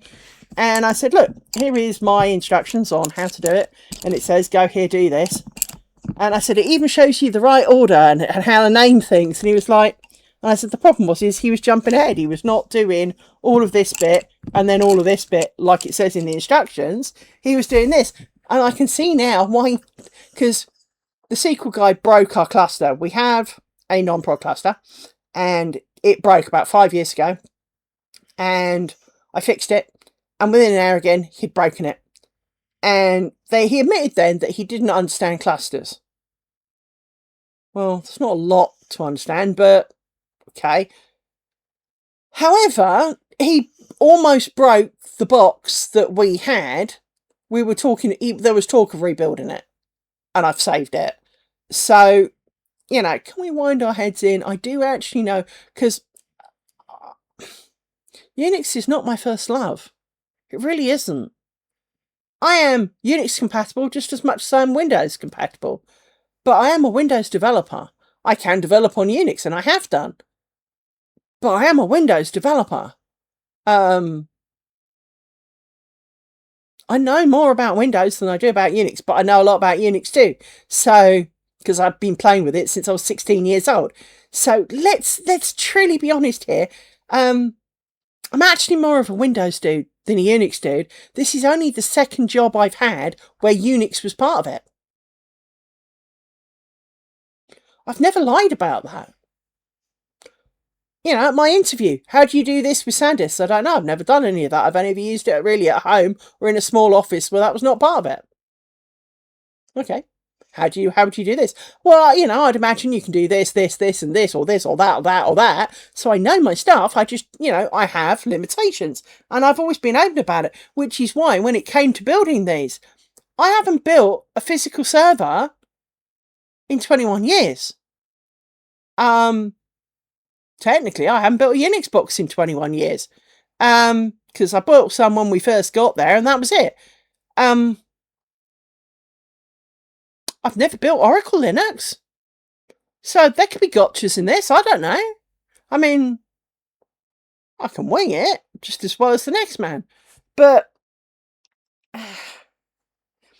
it is always frustrating. I'm pleased we've done that logo, though. Done that little motif in the middle. I feel better now. That's gone really wonky. Rory, you've lent on it. That's what it is. Rory is, well, just down here. He's using the edge of the table as a pillow. Aren't you? And he's leaning on it, which is why it's twisting. So I apologise for that. But little fur bag is comfortable, apparently. I mean, it is a dog thing. We all know it's a dog thing. Ow. Hello, little miss. You are the clumsiest, most annoying thing I've ever owned. You know that, right? Actually, you are worse than Purple Squirrel. Yes. Fiona just wanted Purple Squirrel thrown. She didn't maul me in the process. You never got to meet Fiona. She was nice. Ish. Do She was a bit strange, but we loved her. Yes, she can go outside. You can.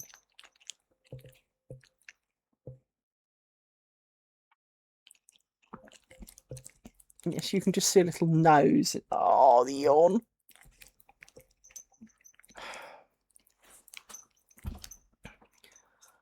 Don't suppose.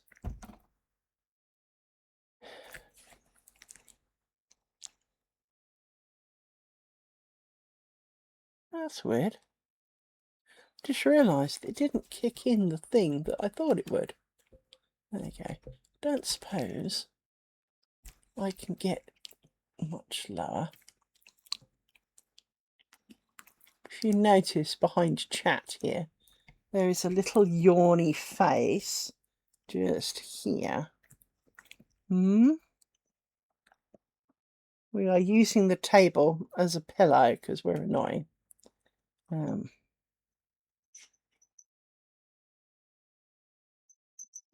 Okay.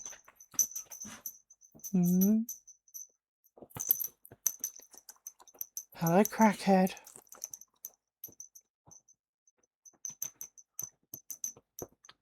What?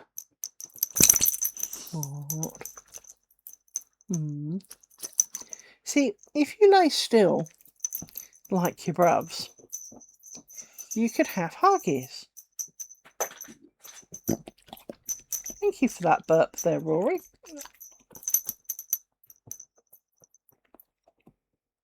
All right, little man, because that was a smelly one. You feeling a bit off colour? You feeling a bit off colour? Oh, my little man. I think you are. I think you're feeling a bit off colour. He's not feeling so hot. No. Whereas you're just a pain. Yes. Oh, big yawn from you too. Oh dear. Are we keeping you up? Is my streaming interrupting your sleep schedule? Well, you do know I've got this week off, right? So we can lie in the morning like we did this morning. So instead of getting up at stupid o'clock this morning, we got up really late. And we had lots of sleep. And you got lots of sleep. You did. You did get lots of sleep. I know you did. Don't be telling me you didn't, because I know you did. You were still asleep at 11 o'clock this morning. I had to wake you up. Did. Because you were sleeping. We interrupt this programme for the general talking to dog. Now, me. Miss? Yes. You were a sleepy dog. Yes, you were. You were a big sleepy snorepants. Ah! You fell off my knee again. How do you fall off my leg? It is not skinny. There is plenty of room for your little paws. Bet you fell off, didn't you? Rory's almost asleep. He is. And of course, yawns are contagious, which makes it difficult when my dogs yawn at me a lot, because then I want to yawn. One thing I really must try and get round to doing this week is going to the opticians and seeing if I can't get me a new pair of glasses that have not got disintegrated crap on. No, that's what we really need to do. Get me a new pair of glasses.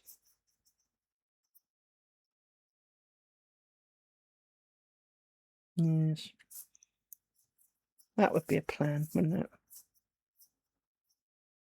I put in overtime this month. I got welshed on my last month's overtime, so my boss said, "Oh, I didn't think you wanted paying for it." Well, I didn't do it for the fucking goodness of my heart. Oh, well, we'll see if we can wheedle it into this month. So I put it in on one day and said, making up for the 21 hours of overtime from last month. So that should be nice because we get 1.5 pay. So nearly a week's worth of extra pay there. I'm not going to say no to that, which is why I was kind of miffed that I didn't get it. But that'll pretty much pay for a good chunk of my glasses. So that would be nice, wouldn't it? Although, when I phoned up over Christmas, the guy did say I could probably have varifocals for 45 quid. Christ knows how bad they look, but for that kind of money, I'd probably do it. Because, well, as you may notice, my face is not on camera. There is a face on camera, and it looks enough like me that it's close, right? I mean, it's not that close, but it's close. Apparently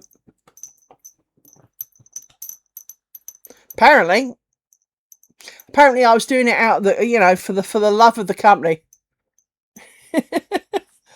Yeah. So I put in that I worked one Saturday because one of the biggest problems we have with our timesheet system is you almost have to double book it, which makes no sense to me. So if you work from say 8 in the morning till 8 at night, you mark that you did that, and then you have to mark that you say did 4 hours overtime. Well, that means 16 hours. Well, there was one day, for example, where I worked from 8 in the morning till 1:30 the next morning. It doesn't fit. It doesn't fit in a day. And so I can't, but I can take a day I didn't normally work and slap 21 hours on it. He's going to whine, but I'm not into whine, and it's got to be completed before I go back. So I'm not stupid here. So I've submitted it with, and the comment on the overtime is making up for last month's that you didn't pay on. So last month's missed overtime. So basically, bite me. Wretched animal.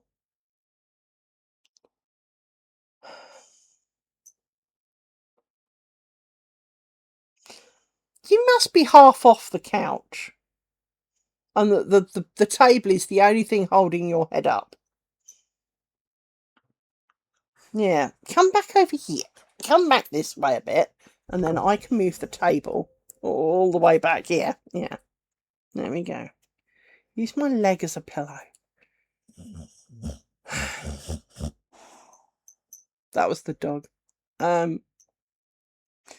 Stop licking the cat cushion.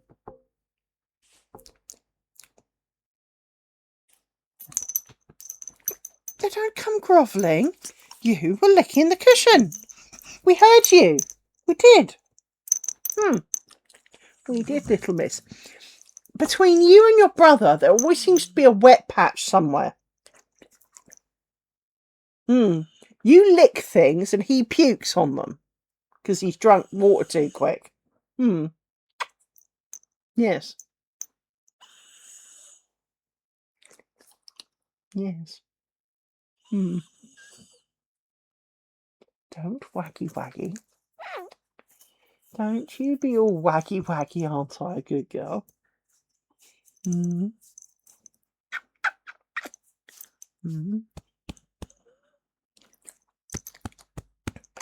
Yes, today's nugget day. It is. 'Tis nugget day. You will have nuggets. Don't know what I'm going to have, but we will find you nuggets. Wherever it is, they will supply nuggets.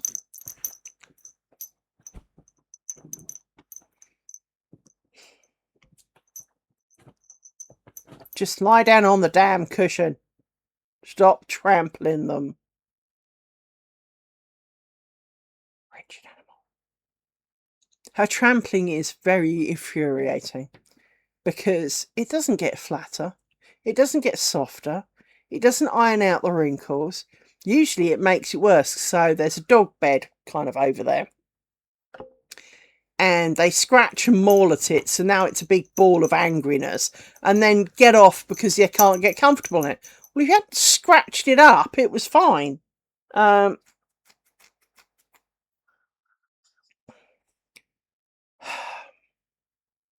Right, what should we do? Do you think that giving up is imminent, to be honest?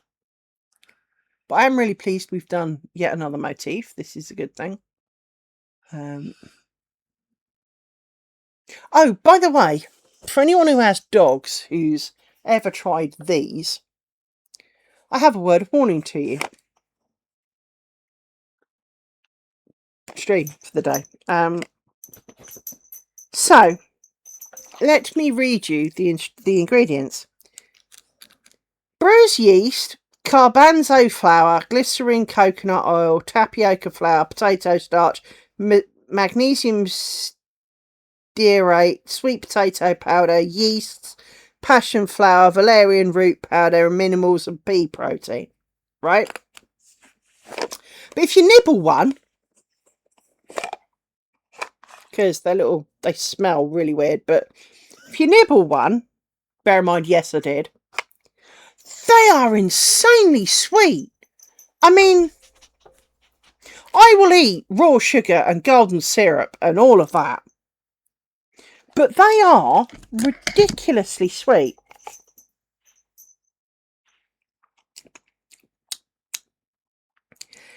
It tastes very saccharine-y. But without the bitter aftertaste that you get with saccharin. It's got that slightly false. They do, but it doesn't feel natural. It's really, I'm trying to place it other than saccharin. You know, if you've ever licked a saccharin, you get an initial sweet flavour that's not sugar, but you get an initial sweet flavour and then you get like the aftertaste. It is literally saccharin without the aftertaste. It really is kind of weird. I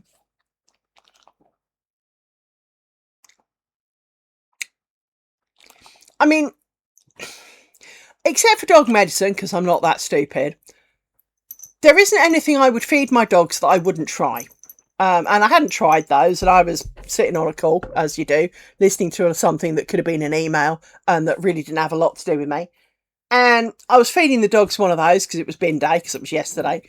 And so I nibbled a corner off one. And it was kind of like, I didn't expect it to be that sweet. A little bit of sugar in it to balance out some flavours. Not being bitter, I get that. But this is, the only word for it is sweeter than a candy. Even like a rock candy that's, you know, melted sugar, it is sweeter than that. It is saccharinely sweet without the aftertaste. And I don't get what's really making it quite so sweet. But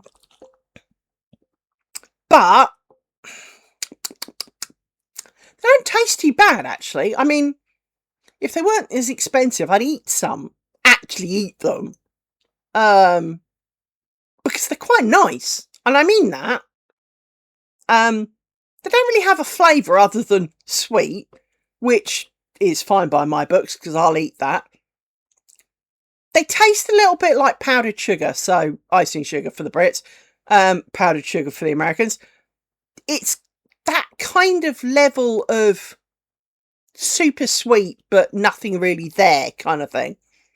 But in little brown, squarey, weedy chunks. But they like them. It's supposed to help with stress and keeping them calm. So hence I got them for little miss, because, you know, crackheaditis. But I'd never eaten one.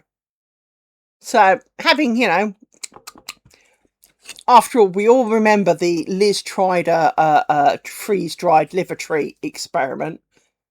I was expecting a little bit more that star flavour for it. You don't eat these. No, you don't eat those. These are not for doggies.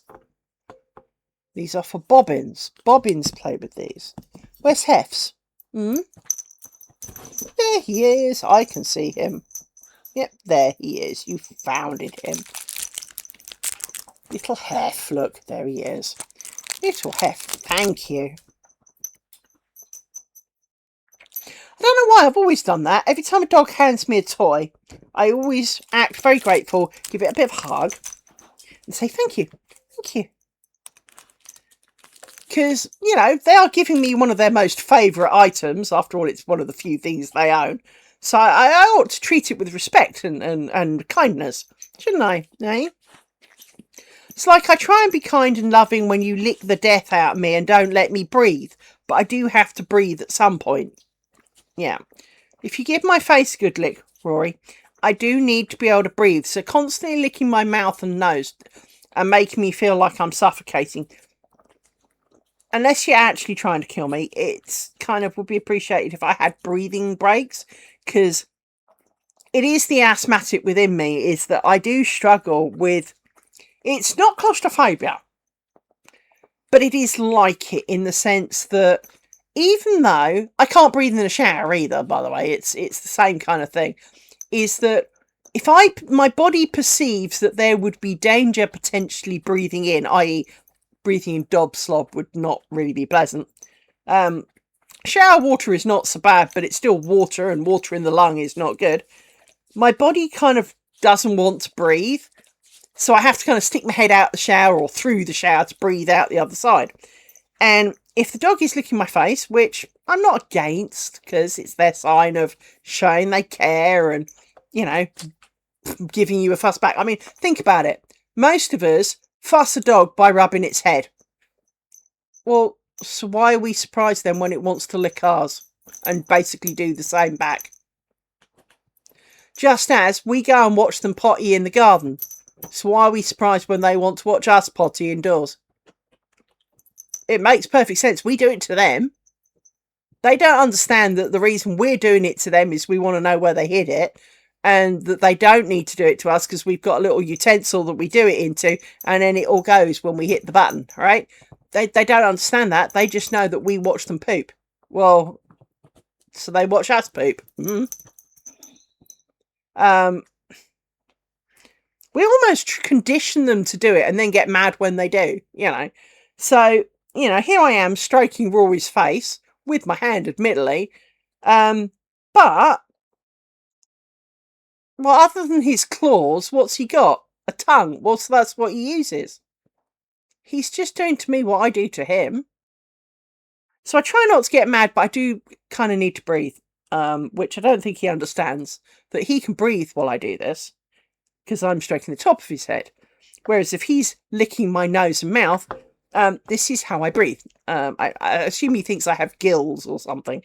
I can breathe through my ears or something like that. I don't know. No? Do you think I can breathe through my ears? I do not have particularly big ears. You know that, right? Unlike your big floppy ears. Sleepy face. I know it's a little earlier than normal, but we've come to a good place to stop, and it's not particularly great weather, but it is. I would like to do dog things and do some more cross stitch because I've been working on my cross stitch because it was originally my cross stitch was for the lady whose birthday was yesterday. Yeah, I've only done like 13% of it. Oops. So, intending to do a bit more of that. I mean, it's quite big, and the thing in the middle is a lot sparser, so I've got to do... If 13... I mean... Let me show you the picture of what I'm making. Hang on. And then I need to zoom out a lot, because, well... right, let's do this. Hang on. I need to get back here. I need to hit that. And then I can come out here. Right, so this is what I'm making. And I've done the blue bit. Okay? But that is 13%. Which is quite a lot of it, actually, when you look at what it is. So if you take... By the time I've done all 4 edges, that's nearly half. So I am kind of... Because obviously 13% is, say, is roughly, give or take a little bit, the top quarter. Well, that's kind of quite a lot. So I then have the tree in the middle and the wiggly bit to do. But there's quite a big gap in the tree, which is helpful. But this is what I was trying to make her for her birthday, and well, yeah. As I said, not kind of going to plan because, well, it's not going to plan. But I intend to do a bit more of that. Yeah. Well, the bit that was actually quite annoying. Well, it's going to end up about the size of a cushion. So the idea will be is that one side is kind of a cushion front, and then basically I'll put a backing on it and put a cushion in the middle. Because her father died a couple of years ago now, and she's moving into his old house. So effectively, I wanted it to do it as slightly a housewarming present and slightly as a birthday present. But it was a bit annoying because I did like 10%, which was, I think, most of the knots across the top in the first weekend.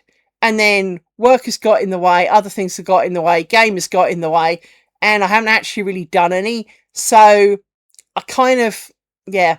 So I want to do more of that. And so hopefully this week I can do a fair bit of that.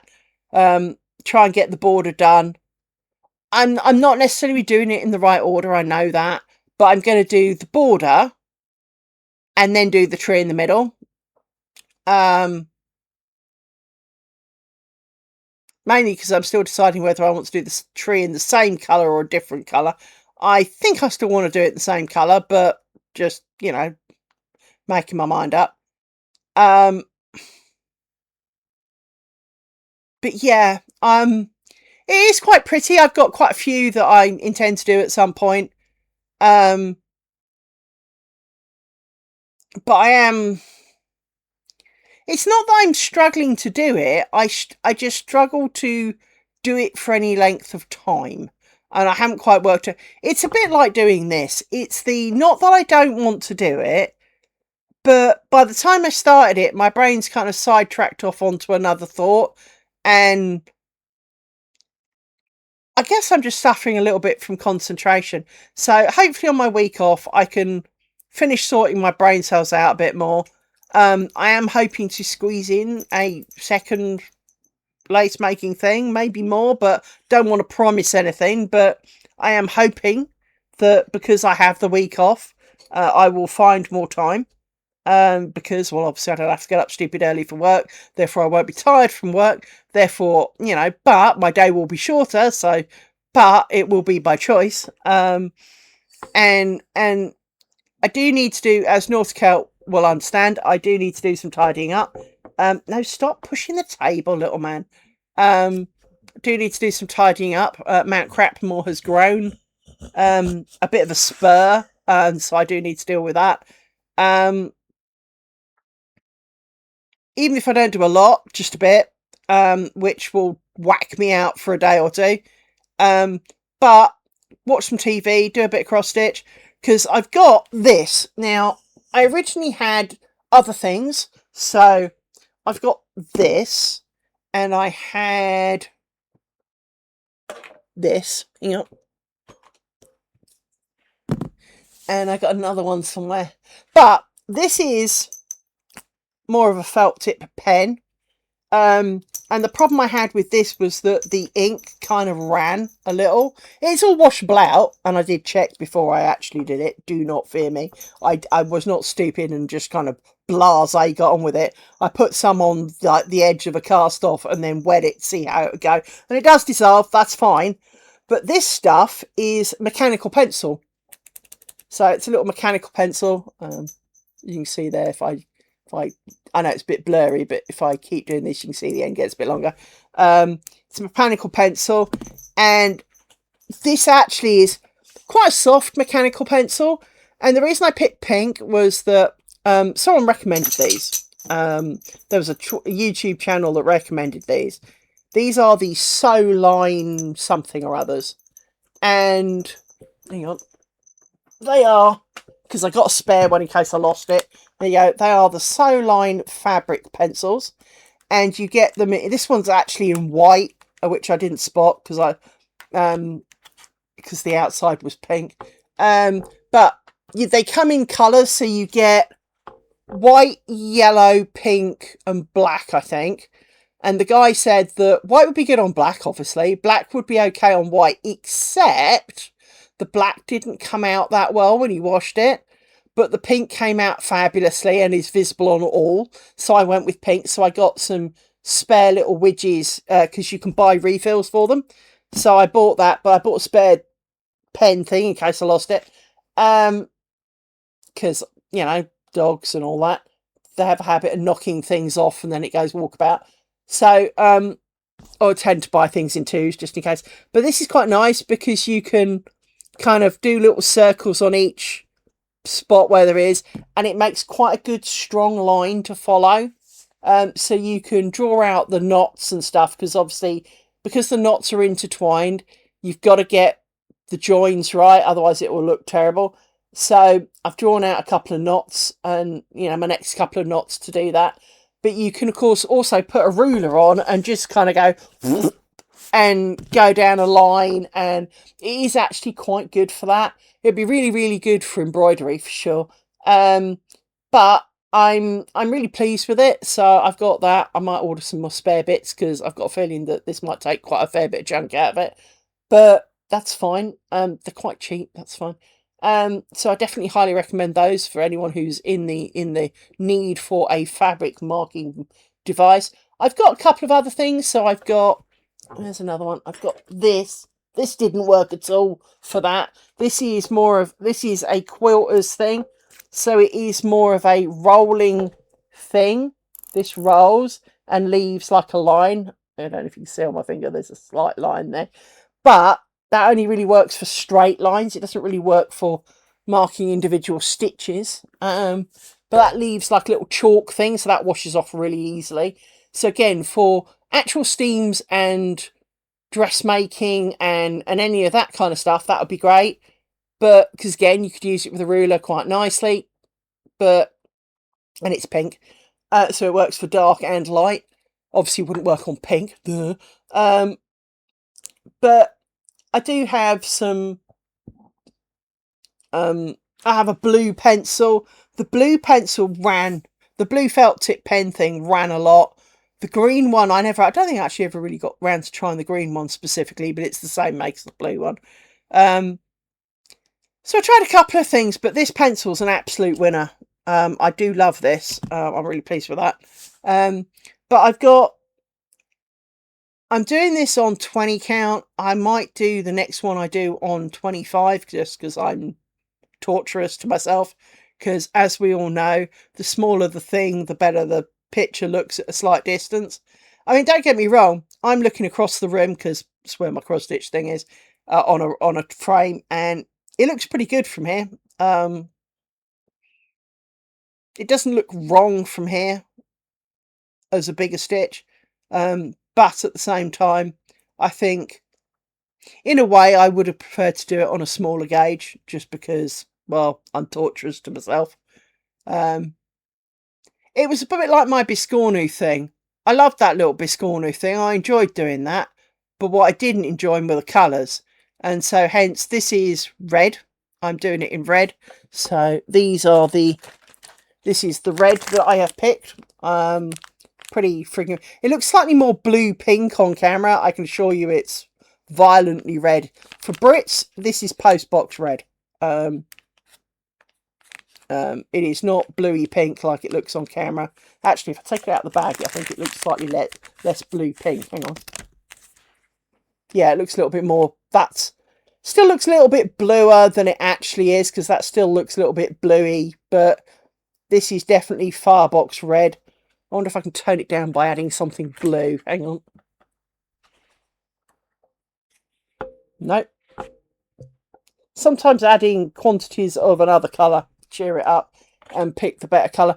But that's slightly blue, but yeah, if I hold it there, it looks a little bit more true to colour, but it's still a bit bluer than it is.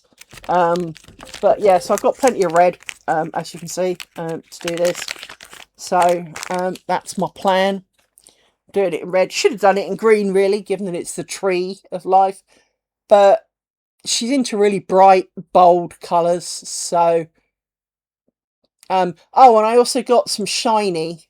Let's see if I can dig out the shiny without causing cascade failure of objects, which is a known problem in this household. Hang on. Nearly, but that was an empty cup, so that's okay.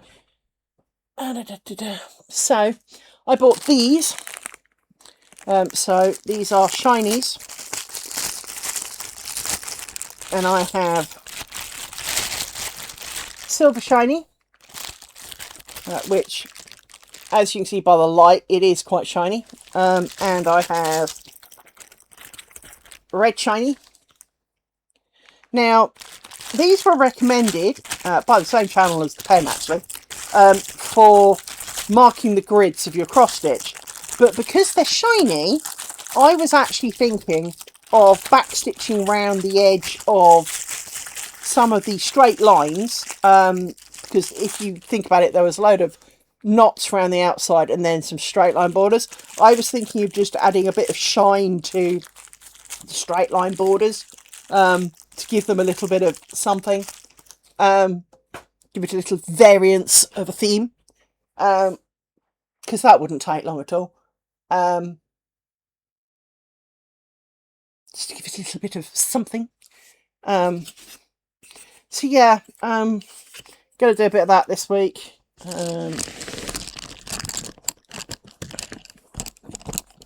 Biggest problem I have with it is the size, because it's on like a 20 something inch canvas. The canvas size means the frame's really huge. I am actually thinking of ditching the frame and not using a frame to work from. But I do like the frame because it makes it storing it easier and knowing that you've got everything to hand and it's not wonky, if that makes sense. And you know that it's flat then, that it's not going to pucker up or something because you got your stitches too short. So, yeah. But the frame is quite awkward because of its size. Let's put that there. I'm sorry, by the way, I need to apologise for uploading the video late last week because Monsters and Memories stress test. I completely forgot till after the stress test was over because I was playing the game, because I'm like that. So, no excuses today. I'll do it, well, kind of once the stream's finished. But yeah, there's a stray bobbin there. You ran away. You bad bobbin. You live in here somewhere. There we go. But yes, it's been good to see you all. Let me see if there's anyone that I can share you to of similar fun and joy. Let's see who's out there. So we have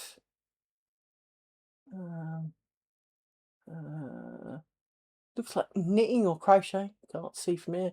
Oh, what are you doing? Don't know what that is. Can't tell. That's the ferrets. So what you're doing either. You're crocheting, I think.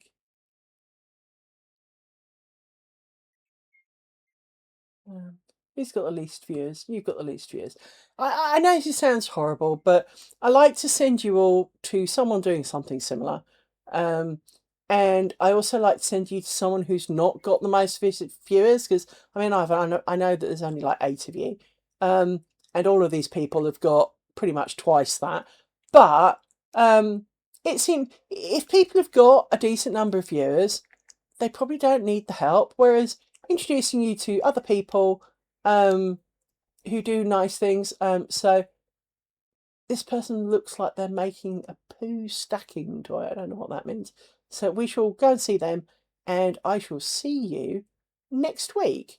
Take care, everybody. Thank you for coming. Do join the Discord, because you get kind of, well, I won't say 24/7 chat with me because I do sleep. But yeah, have a good weekend, everybody. Have a nice Easter. And for those who wish to transfer over to the Masked Bandit, we shall see you on the other side. Take care, everybody. Let me click stop.